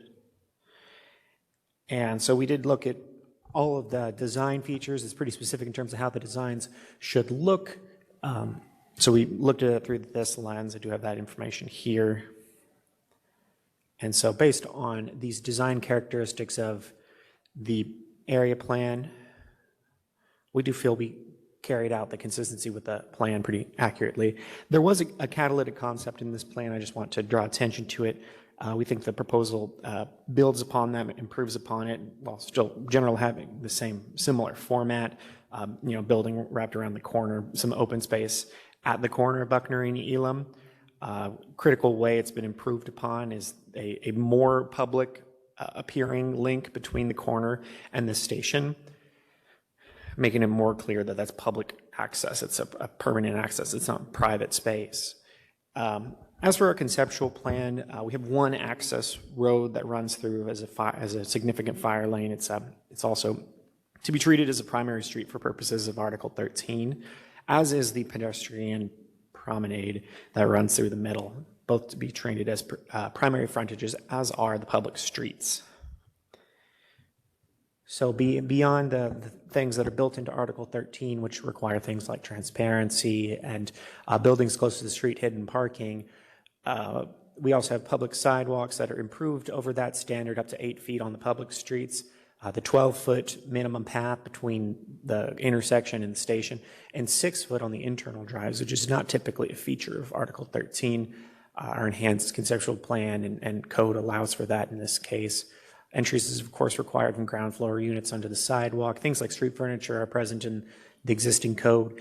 Open space is required at 8% throughout in accordance with Article 13, but there is one specific contiguous 2,000 square foot open space to be located at Elam and Buckner right on the corner, sort of the entrance to the whole property. Very little surface parking is possible under Article 13. It's quite difficult when all of the streets that wrap this project are going to be considered primary streets. If it's used, it has to be set back. Long and short of it is they're going to do structured parking that is wrapped entirely by their units. It's going to be internal to the developments. We added maximum parking to not oversaturate the site with parking.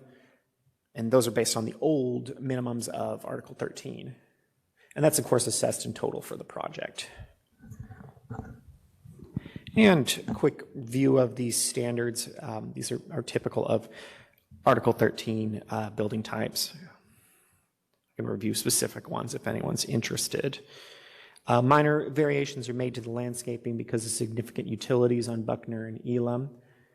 It also gives the existing DART lots the ability to remain as they are until they're redeveloped. A little clarity in the code. Only change since the docket has been they reduced the structure height to 60 feet. It's 80 feet in WMU 5. And adding a specific amount of dwelling units at 304. Beyond that, everything functions like a typical Article 13 form-based district. And so staff recommendation is approval of a planned development district for WMU 5 uses and standards subject to a conceptual plan and conditions as briefed. 2, approval of the determination of specific use permit number 1646 and approval of the termination of the D1 liquor control overlay.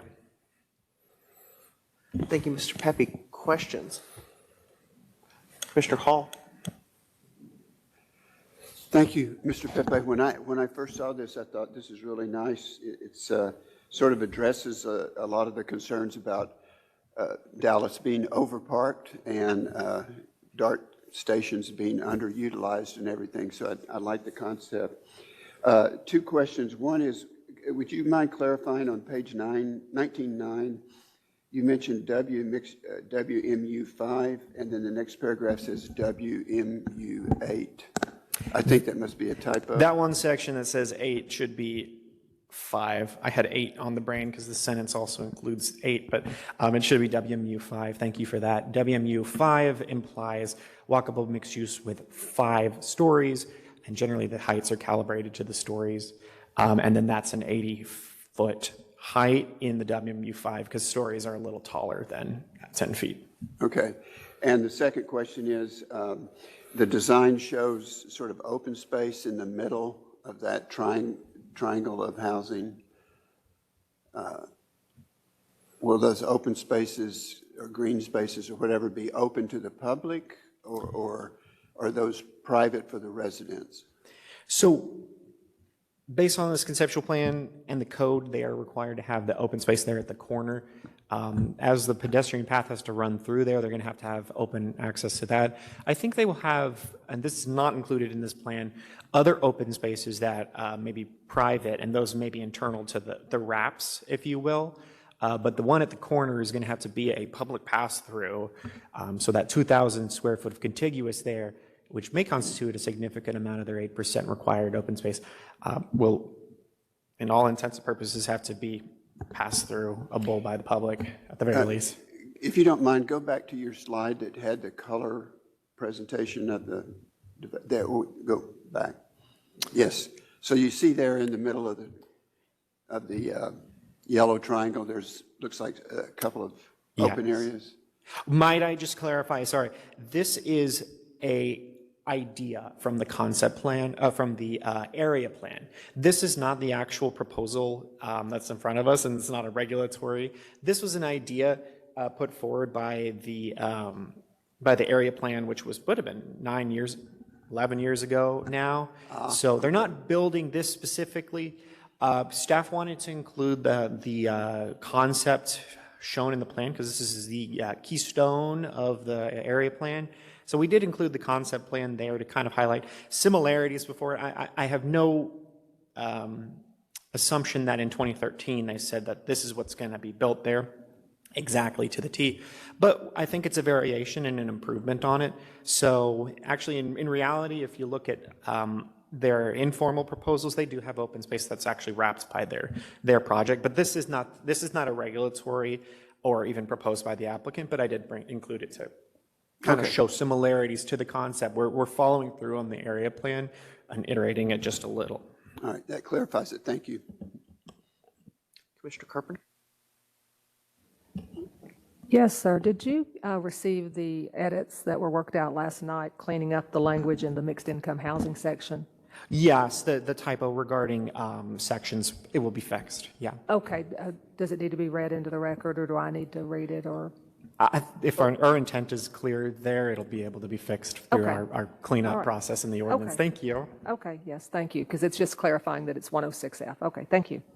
Chair Shadid? Thank you very much. Just follow up to Commissioner Hall's questions. Are you aware that the presentation that we'll see this afternoon will include some slides on open space? I'm certain it will. Thank you very much. Any other questions on this case? All right. Thank you, Mr. Pepe. Takes us to number 20.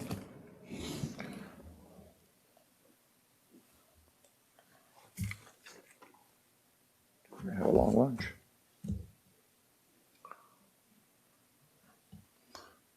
Welcome back, Ms. Bridges.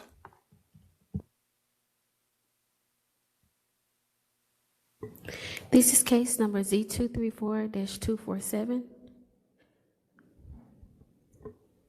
It's an application for an MU1 mixed-use district on property zone IR Industrial Retail District.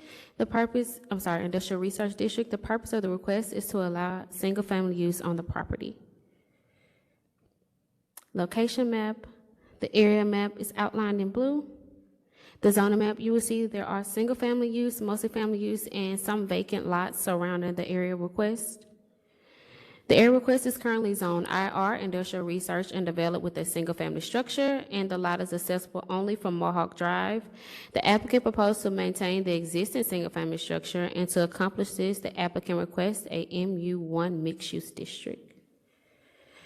The next few slides will be pictures of the site and the surrounding area.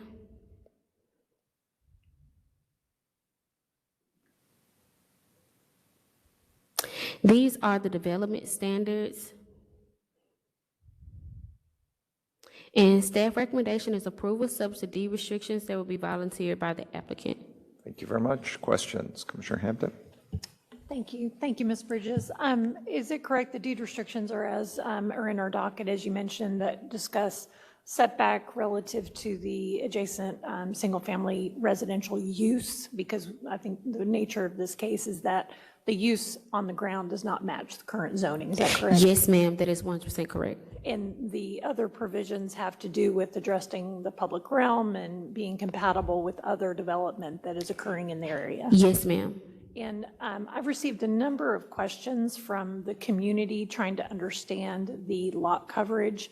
So the existing lot, or the lot coverage that is proposed and existing would be 80%. Is that correct? Yes, ma'am. But with the setback that is proposed to match the adjacent residential use, that'll increase it from the 15 feet that would be base code. So it would likely be a less percentage possible for lot, in terms of what the lot coverage could actually be developed. Is that fair? I don't think any of us know, again, we don't know that they're actually going to redevelopment, but if they did, the restriction or the proposed deed restrictions would further restrict that 80%. Yes, ma'am. The deed restrictions will take care of that. Okay, thank you. You're Thank you, welcome. Ms. Bridges. Thank you, Mr. Chair. Thank you. Okay, any other questions on this item, Commissioners? Chair, can you hear me? Yes, please. Yes, there were some questions about the notification area and the notification zone. Can you talk about that just a brief moment, Ms. Bridges?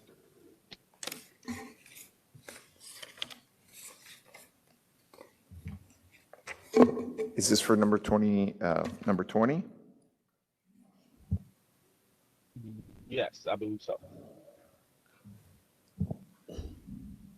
This is just to confirm, Commissioner Herbert, this is the D2, case 20, Z 234-247? Nope, wrong case. Okay, no worries. Ms. Bridges, please. If I may, and I'll just let staff answer this, because I will say another one of my cases, I did actually get some questions from the community that they have just received the notification form or the reply forms. So I don't know if Ms. Pham wants to cover that, but if we could maybe just generally say how the notifications were sent.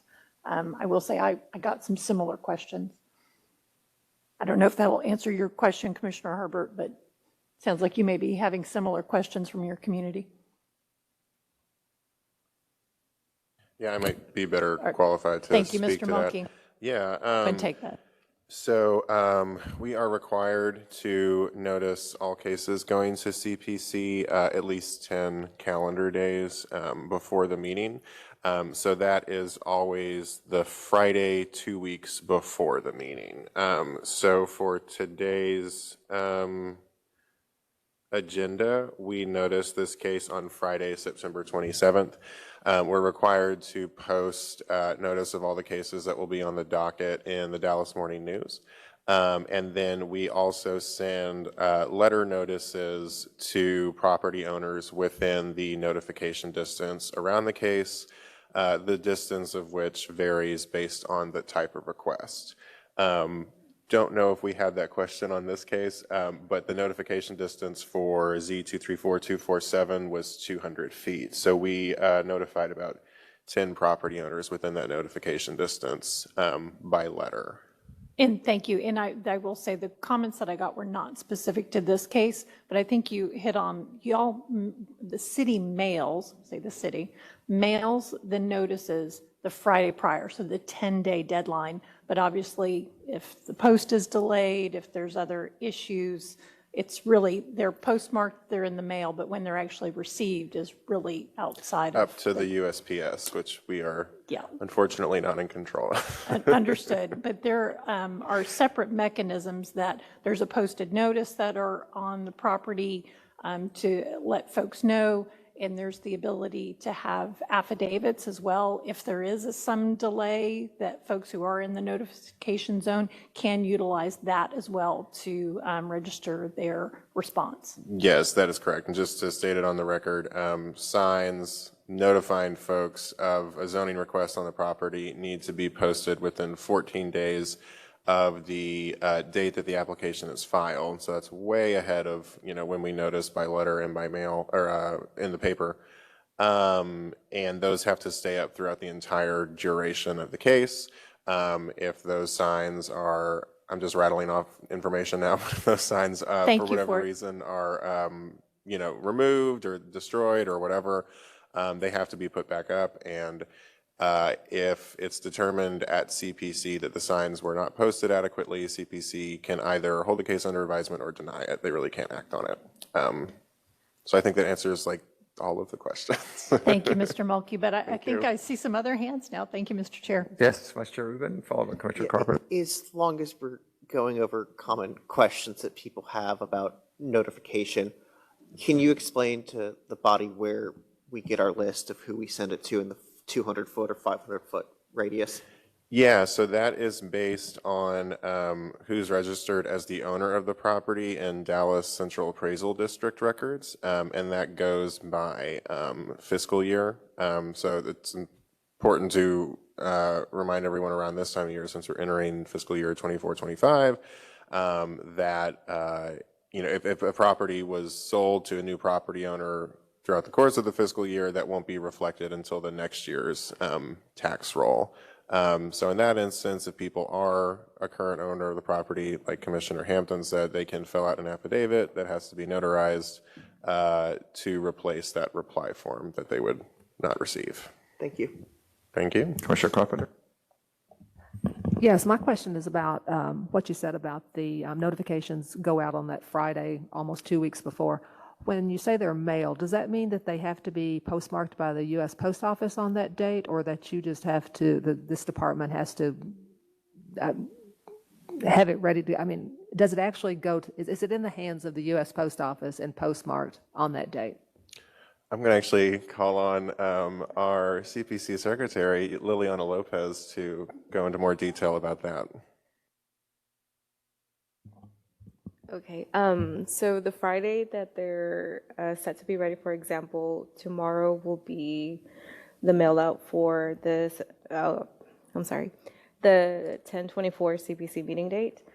We have to have them downstairs in the Express Business Center before 4 o'clock to be picked up by the the post office at 4 to be mailed out today.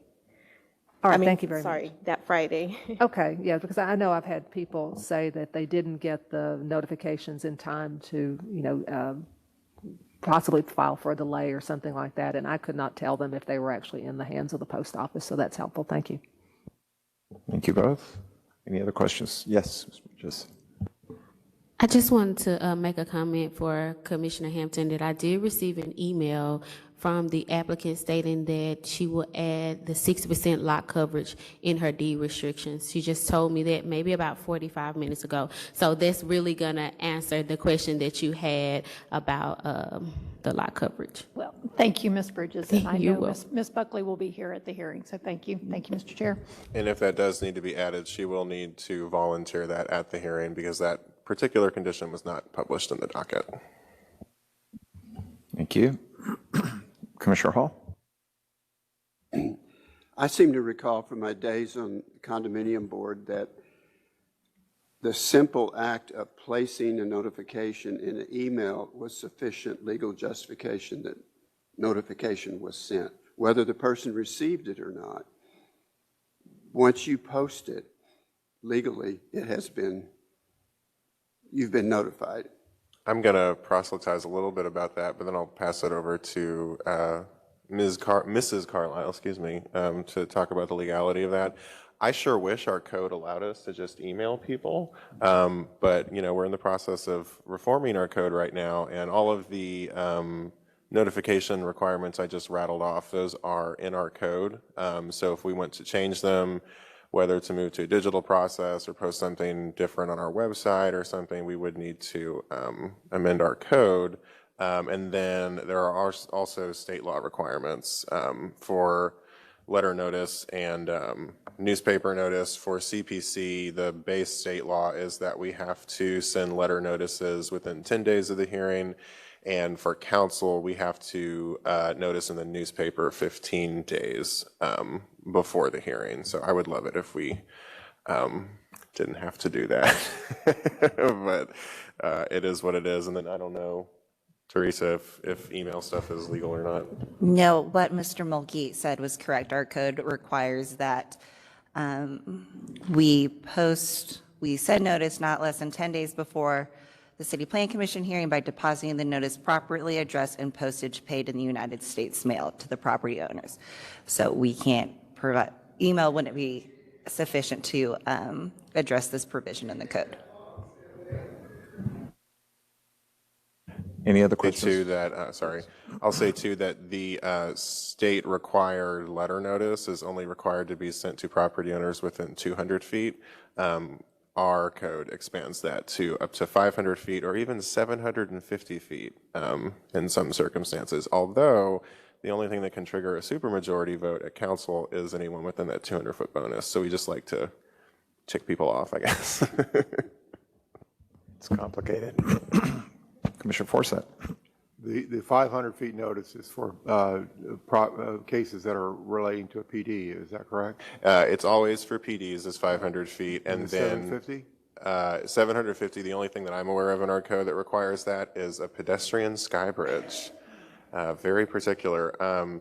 And then general zoning changes and SUPs, it is based on the acreage of the request. So anything 1 acre or less is just a 200-foot notification. But as you stair step that up to, like, I think it's 5 acres, then 10 acres, 15 acres, et cetera, that goes up to 300 feet, 400 feet, 500 feet. All right. Well, I guess I'll add my 2 cents. And my understanding of the state law is only 200-foot radius. Correct. Yeah. So we over notice as a city on many We cases. certainly do, and it's very expensive. Yes. I know. Excellent. Okay. Well, that takes us to case number 21.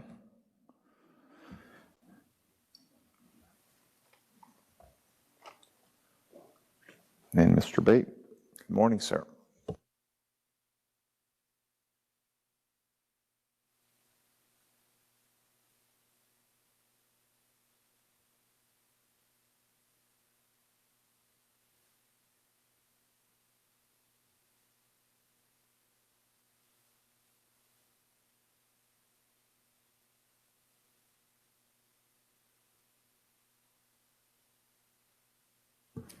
Good morning. This is case Z234-114. It is an application for a new sub-district for TH3A Townhouse District uses and standards on property zoned residential use sub-district within Plan Development District number 625, located on the south corner of South Lancaster Road and Crouch Road, approximately 15.79 acres in size. We see it here in the far southern section of the city, south central section.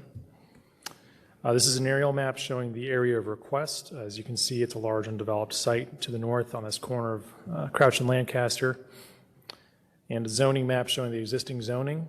There's a mix of PD and residential districts here. To the east and northeast is R7.5A, single-family district with predominantly single-family houses. Then to the north is a PD 1040, which has multifamily housing. And then immediately to the southwest of the site is multifamily retirement housing that is part of PD 625. Additionally, we do have the Camp Wisdom Dart Station nearby, the Singing Hills Recreation Center, and a police station down there on Patrol Way. As mentioned, it is currently zoned PD number 625 residential subdistrict, and it is undeveloped. The applicant is proposing building single-family housing, both attached and detached. And in order to accomplish this, they're requesting this new subdistrict with deviations from the TH3A development standards. Here we have some site photos. Now, there's not going to be tons of photos because most of the site, it's internal and we can't access that. But here we are on the corner of South Lancaster and Crouch looking south. And looking south again, more along Lancaster at the site. Then looking southwest with the site to the left-hand side of the photo. Looking northwest away from the site.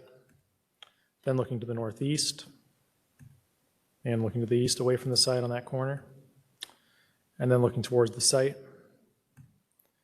then looking southeast with the site to the right, then looking west towards the site, and looking south, and looking north, and northeast. I forgot how many photos I had in here. And then to the southwest on Crouch. Also went down to the other end of the street, so here we're on Crouch Road looking east towards the site. And then to the left-hand side of this photo, you see that multifamily development that's part of PD 1040. Then to the northeast. Then to the southwest. To the right-hand side is the multifamily and PD 1040, and then on the left-hand in the background is the multifamily retirement housing as part of PD 625. This is the proposed conceptual plan for the site. As you can see, there's a mix of detached and attached single-family housing. The majority will be attached single-family, and then detached single-family here on the western or southwestern portion of the site. The applicant's proposing having a walking trail that would run throughout the site. There are these parkettes where the houses will actually be loaded such that the sort of front door of the house is going to face these parkettes, have sort of a common area for folks. And then the rear of the houses will be facing these streets where they'll be able to park their cars in their garages and driveways. There's also a proposed private amenity center here on the northeastern portion of the site. There's 2 points of ingress and egress, one along Crouch Road, one along South Lancaster Road. The development standards as a comparison here, the existing sub-district does use the R5 single-family district as the base. The base for this new sub-district would be TH3. The major deviations here will be an increase in dwelling unit density to account for the amount of proposed units within the site. The lot coverage would be increased to 80% for residential uses, and the minimum lot size would be 1,150 square feet instead of 2,000 square feet. In terms of conditions, so we just went over that. The parking for residential uses is set up such that at least one enclosed parking space is provided per dwelling unit.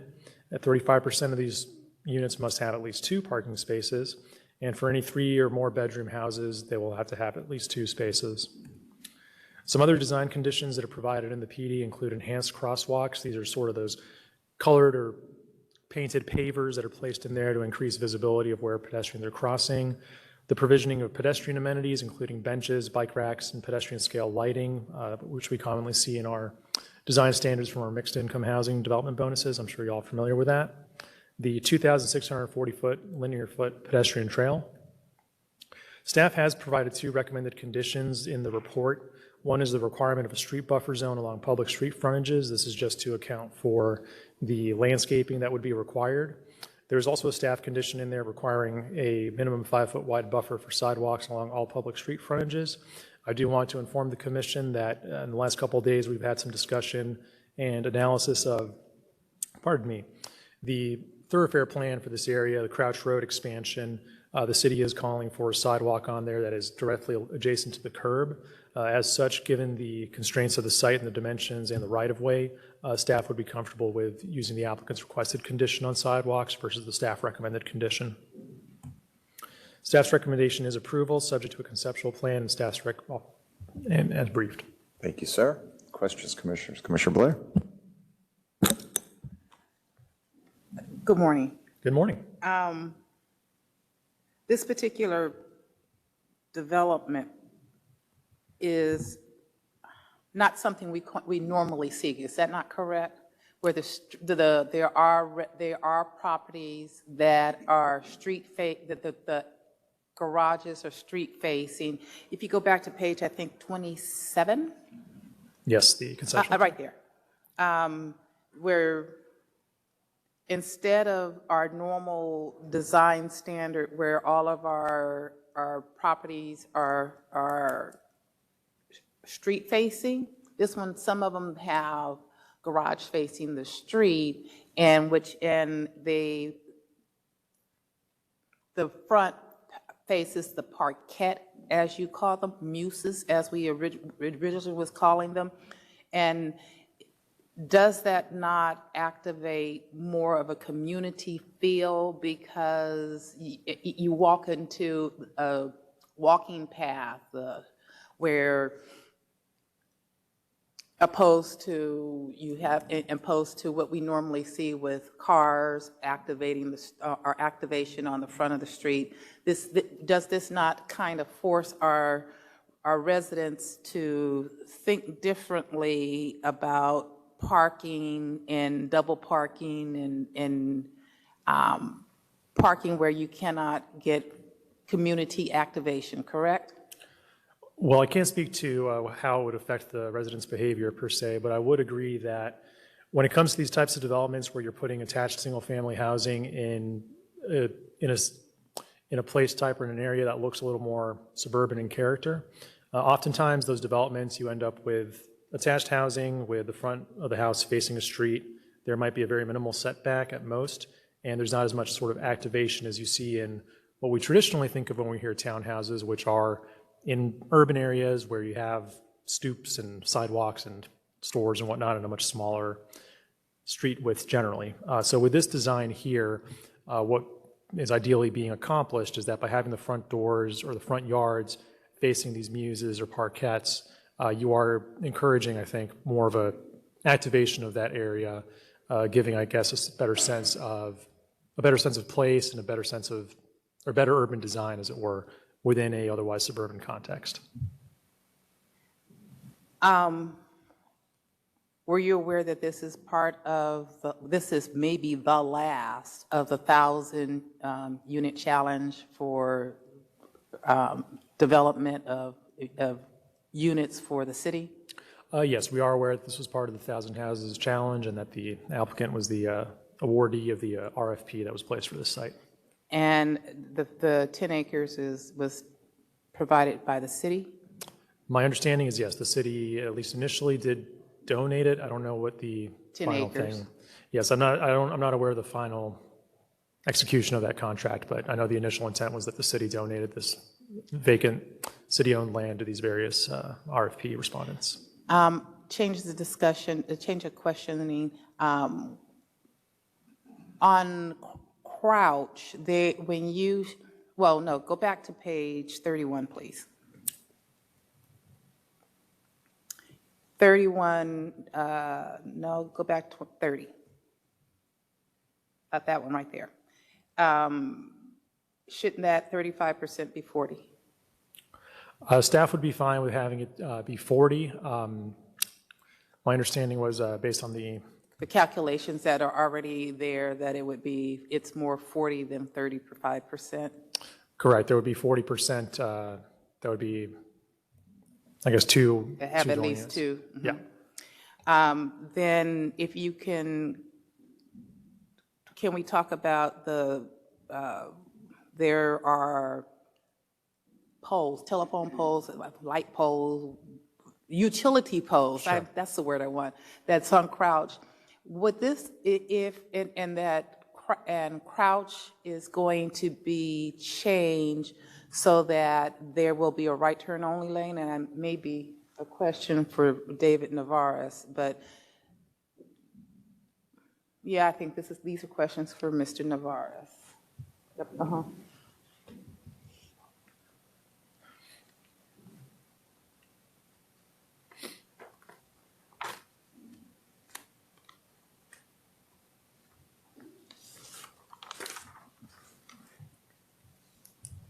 On Crouch, there are utility poles. Would those if the utility poles need to be altered, would they be altered in this particular development?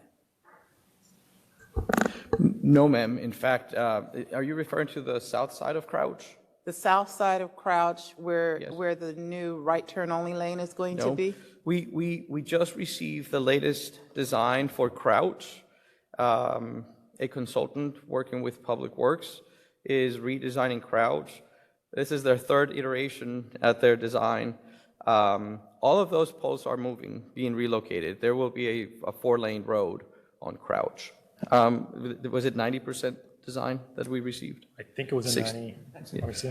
Those utility poles are being relocated by the city as part of the development of Crouch, which we will have preliminarily coordinated with the development team, but we'll certainly do that as part of once we have engineering.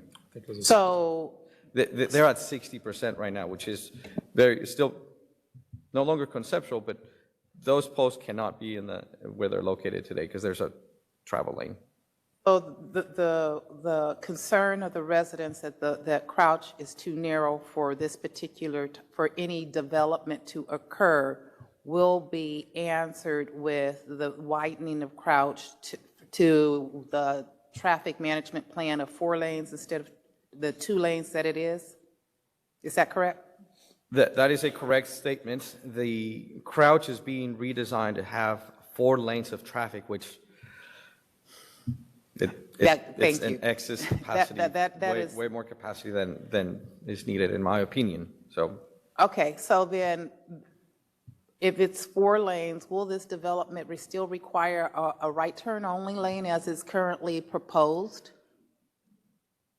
A right turn lane approaching Lancaster? Approaching Lancaster, correct? We will be working within the public right-of-way. No, it will not need more than the 4-lane road cross-section, but we'll be working with the dedicated right-of-way. Basically, engineering will Yes. be engineering so that Crouch will be so if I can sum that up, is it accurate to say that through the re-engineering of Crouch, at the finalization of the engineering, Crouch will be a 4-lane road opposed to a 2 that it currently is today? Is that correct? That is correct, ma'am. Thank you. And then is it not, and during this redevelopment, all of the utility poles that are currently on Crouch will be altered to accommodate this expansion of Crouch? So they'll be moved, and the city will move them in order to accommodate the expansion of Crouch. Is that not correct? That is correct. Yes, Also, is it not true that Crouch and Lancaster will be awarded or afforded or given a traffic signal at that particular location? Is that correct? Is that the proposal? Yes, the development to the north is responsible for a portion of the funding. They are not quite ready to move forward with phase 2. There's a requirement for them to come back with both funding and design for that traffic signal design. Likewise, this subject property will be responsible for a portion of the total cost, and then the city will take on the remaining. So in the works today, and just to sum up this section of my questions, in the end, Crouch will be developed to a 4-lane. Street lights, well, the utility poles will be moved to accommodate that, and there will be a signal at Crouch and Lancaster, correct? That is correct. Yes, ma'am. Thank you. Independent from this development, that all of those items are happening independent. But it may be but it's not, isn't it not accurate? It may be independent of this development, but it does impact this development as we see the street and the calming of traffic in the direction of traffic as it flows today. Yes, ma'am. The improvements will be able to accommodate the proposed development. Yes. Okay, now, another concern that the residents have had is the water flow. Is it accurate that this particular development will not create or cause more flow of water to the current flow patterns today down Crouch and into Runyon Springs and Hidden Valley? That is a correct statement. So is it accurate that in order to accommodate that this particular development is putting in utilities so that their drainage will go into their own underwater or underground, or can you explain how that will happen? Yeah. Overall, I want to clarify that, yes, removal of vegetation, grading of the soil, removal of soil, grading of land, it has an impact on rainfall, snow melt, the amount and the flow in which it flows in general. That is exactly what our division in paving and drainage overlooks in making sure that a 100 year scenario of rainfall is taken into account. What happens when it rains and which way is water going to fall? The conceptual plan that you're looking at, or that you looked at, does not include a detaining pond. Very surprising. That means that they're relying on curb and gutter, which makes water flow much faster. That's not necessarily good. But what this project will be required in lieu of that detention pond, what this project will be required to is the installation of storm water lines underground, which will feed into a receiving line.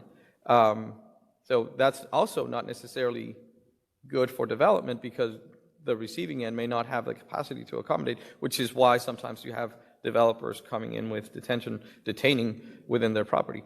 The good news is that the city is building a brand new road, and when we think of roads, and it's probably segue into other conversations on this project, when we think of roads, you think of the pavement width, you think of the marking signs, landscaping buffer, sidewalks.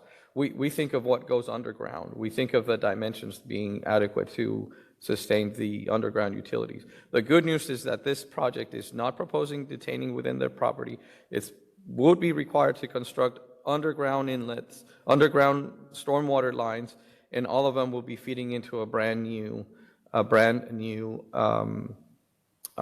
drainage system on Crouch.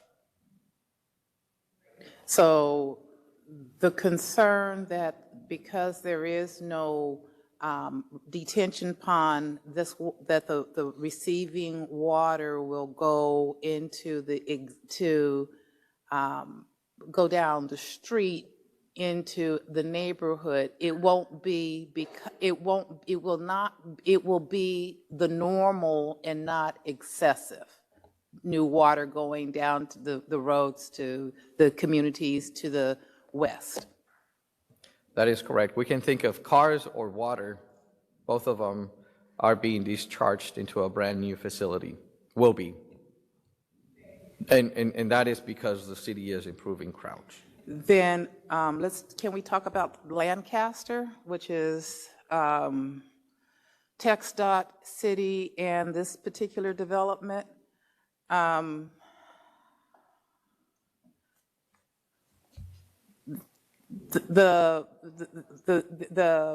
will be a new right turn only lane from Lancaster into this particular development, correct?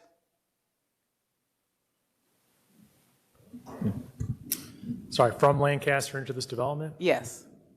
There is a new right, it's going to be a right turn only lane, or right turn, a right turn into Lancaster. I get it. I get my words out, right? And so they will be a egress, ingress on Lancaster into this particular new development, correct? Yes, that's what was proposed. And it does not line up with the street on the eastern side of Lancaster. It does not line up because they don't own the property, correct? That is correct. Mr. Navarez, as far as traffic direction from this egress and ingress, is it possible to have traffic management signs that will make sure that the directions that residents leave the property is better appreciate, that they can't just make a U-turn right then and there on Lancaster? Yes, ma'am. In an ideal world, we would love to have their driveway aligned with Pall Mall and the median opening in order to prevent attempts to exit and then make a U-turn to head back north. Lancaster is been on our radar for a while. There are fatalities, and there have been, as you know, excessive number of accidents, many of them related to late night speeding. We would absolutely love to have that driveway aligned with the median opening, but it can't. They don't own the property to the south. And that's where TxDOT is coming to also, showing some objection to the offset. Ultimately, the property needs two access points, and the only way that they can have an access point on Lancaster is north of the median opening. And so a mitigation that will be very practical is putting a no U-turn sign facing north to restrict U-turns heading out of this development. If you live here, you know which way is out, which way is safer. Of the opinion that visitors and the risk takers might still go out of their way and make a U-turn. There's nothing we can do about that, but we'll be installing a no U-turn sign at that intersection to discourage the possibility of vehicles making U-turns. Thank you. I believe I've covered all of your technical questions, and I think that if I have other questions, Chair, I'll come back. Perfect. Thank you. Questions, Commissioner Carpenter? For Mr. Navarez, while you're here, the report seems to say that the secondary access point on Lancaster does not meet either city or state standards, and TxDOT has to make a ruling. If TxDOT decides that this isn't doable, is the project salvageable? Well, yeah, ultimately Lancaster is a state jurisdiction. TxDOT, for a few years now, they've relied heavily on the city. What happened one time was there was a development plan that restricted access on LBJ, and they, being a much greater agency than the city, they overruled the city. They approved a plan that was in conflict with a zoning, and that became a problem for everyone. They didn't want that to happen again. And ever since that happened back in 2017, I think. Ever since then, they want us to make decisions on their jurisdiction, and then once we have no objection, we sign a form, and then they move on to review. In this case, we would rely on a conceptual plan showing the location of that access point. Absolutely, yeah. If TxDOT came back saying you can't have an access here, the project wouldn't look the way it does today. But I am certain that TxDOT will rely on the city's review. They're doing what they're supposed to be doing. They're aware of the accidents on Lancaster, and they want to make sure that we partner figuring out a solution. I mean, I was hearing that the city was going to be able to satisfy their standards, but I wasn't sure that TxDOT was going to fall in line. But if you're saying they're working together collaboratively, then that... I am certain that there is an avenue to collaborate with TxDOT and proceed with what is shown in front of you. Okay, thank you. Question for Mr. I'm not speaking on TxDOT's behalf. I understand that. This is your judgment. Thank you.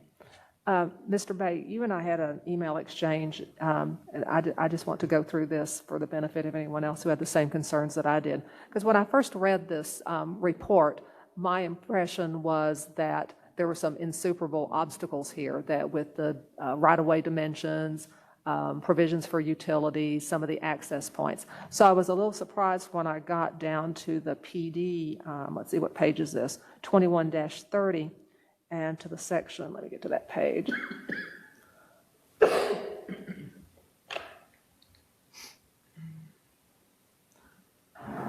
The section that's called, it's number 625.117, minimum street widths in the single-family townhouse subdistrict, which seems to give a lot of exceptions to normal standards that the city has, whether it's streets or traffic. And normally we are asked at CPC not to write provisions into PD that overrule what are normal procedures, whether it's fire department or street standards. But I'm understanding now that this language has been agreed to by both the applicant and all of these applicable departments. And so the intention here is these exceptions have been vetted, and it's to give the project flexibility so that these issues have been worked out in advance. Is that correct? I believe that is a correct statement, and I might not totally punt it to David, but With regards to that, the intention was that we felt that the proposed street widths themselves, so the actual pavement widths, they would be appropriate for development of this type. They do encourage a reduction in speed, a reduction well, mainly a reduction in speed there, which we think is always helpful when you're creating a development like this, where clearly there's an intent to activate the pedestrian realm within the development.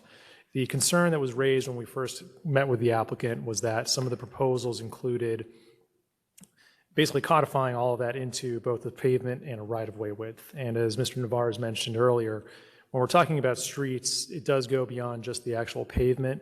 You have considerations regarding rights-of-way, the placement of utilities, the placement of easements, and what we've agreed upon with the applicant, as I understand, would be an agreeable solution for departments downstream, is that by addressing some of those issues through the final plat, we can make sure that the proposed street widths, as in the pavement, are allowed, but that the rights-of-way, easements, and placement of utilities will be figured out at final platting, and that allows for some flexibility on the part of the applicant as well as on the part of the city to find the best solutions for placement of different utilities.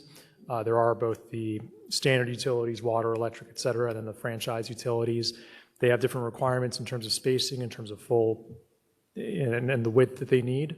And so by doing this, we get some flexibility where they can, again, I would say hash it out at platting, as opposed to putting something forward that then DPW might come back and say they can't do, a franchise utility says they can't do, which would then require at least a minor amendment, if not a full amendment to the PD. And thank you. And then it also deals with any possible problem down the road with intersection spacings. Is that correct?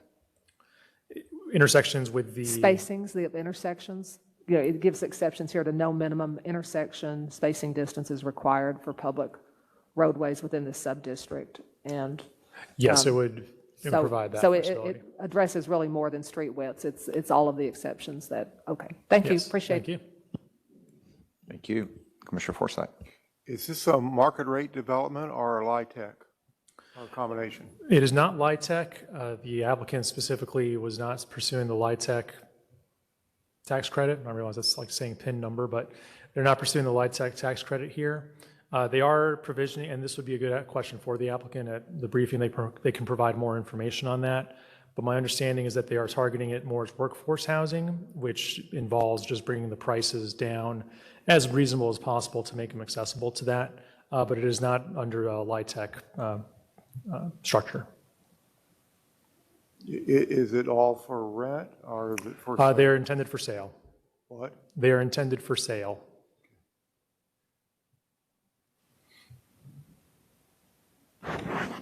Everything is for sale. It is 60% market rate, 40% affordable, but every unit in this on this property will be for sale.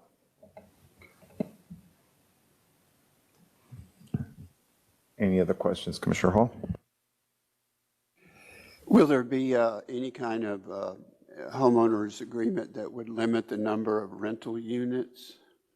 I mean, you know, for sale could mean what it could Sure, be it could to. go to an investor and immediately flip it. That would be a question better served by the applicant, but they do intend to set up a homeowners association, at least for managing the common areas. All right, thank you. Vice Chair Rubin. Just to clarify, is there any way through zoning that we can restrict for sale versus for rent, or is that outside of our purview? No, that is not something that is under the purview of zoning or the city's schemes that are available to it. That would be entirely handled through private covenants and such. Any other questions on this item? Okay, thank you very much. Commissioners, case number 22 is going to be held under advisement until October 24th. That takes us to the signed cases that can be briefed per request. Would anyone like those briefed? Those are D14 cases.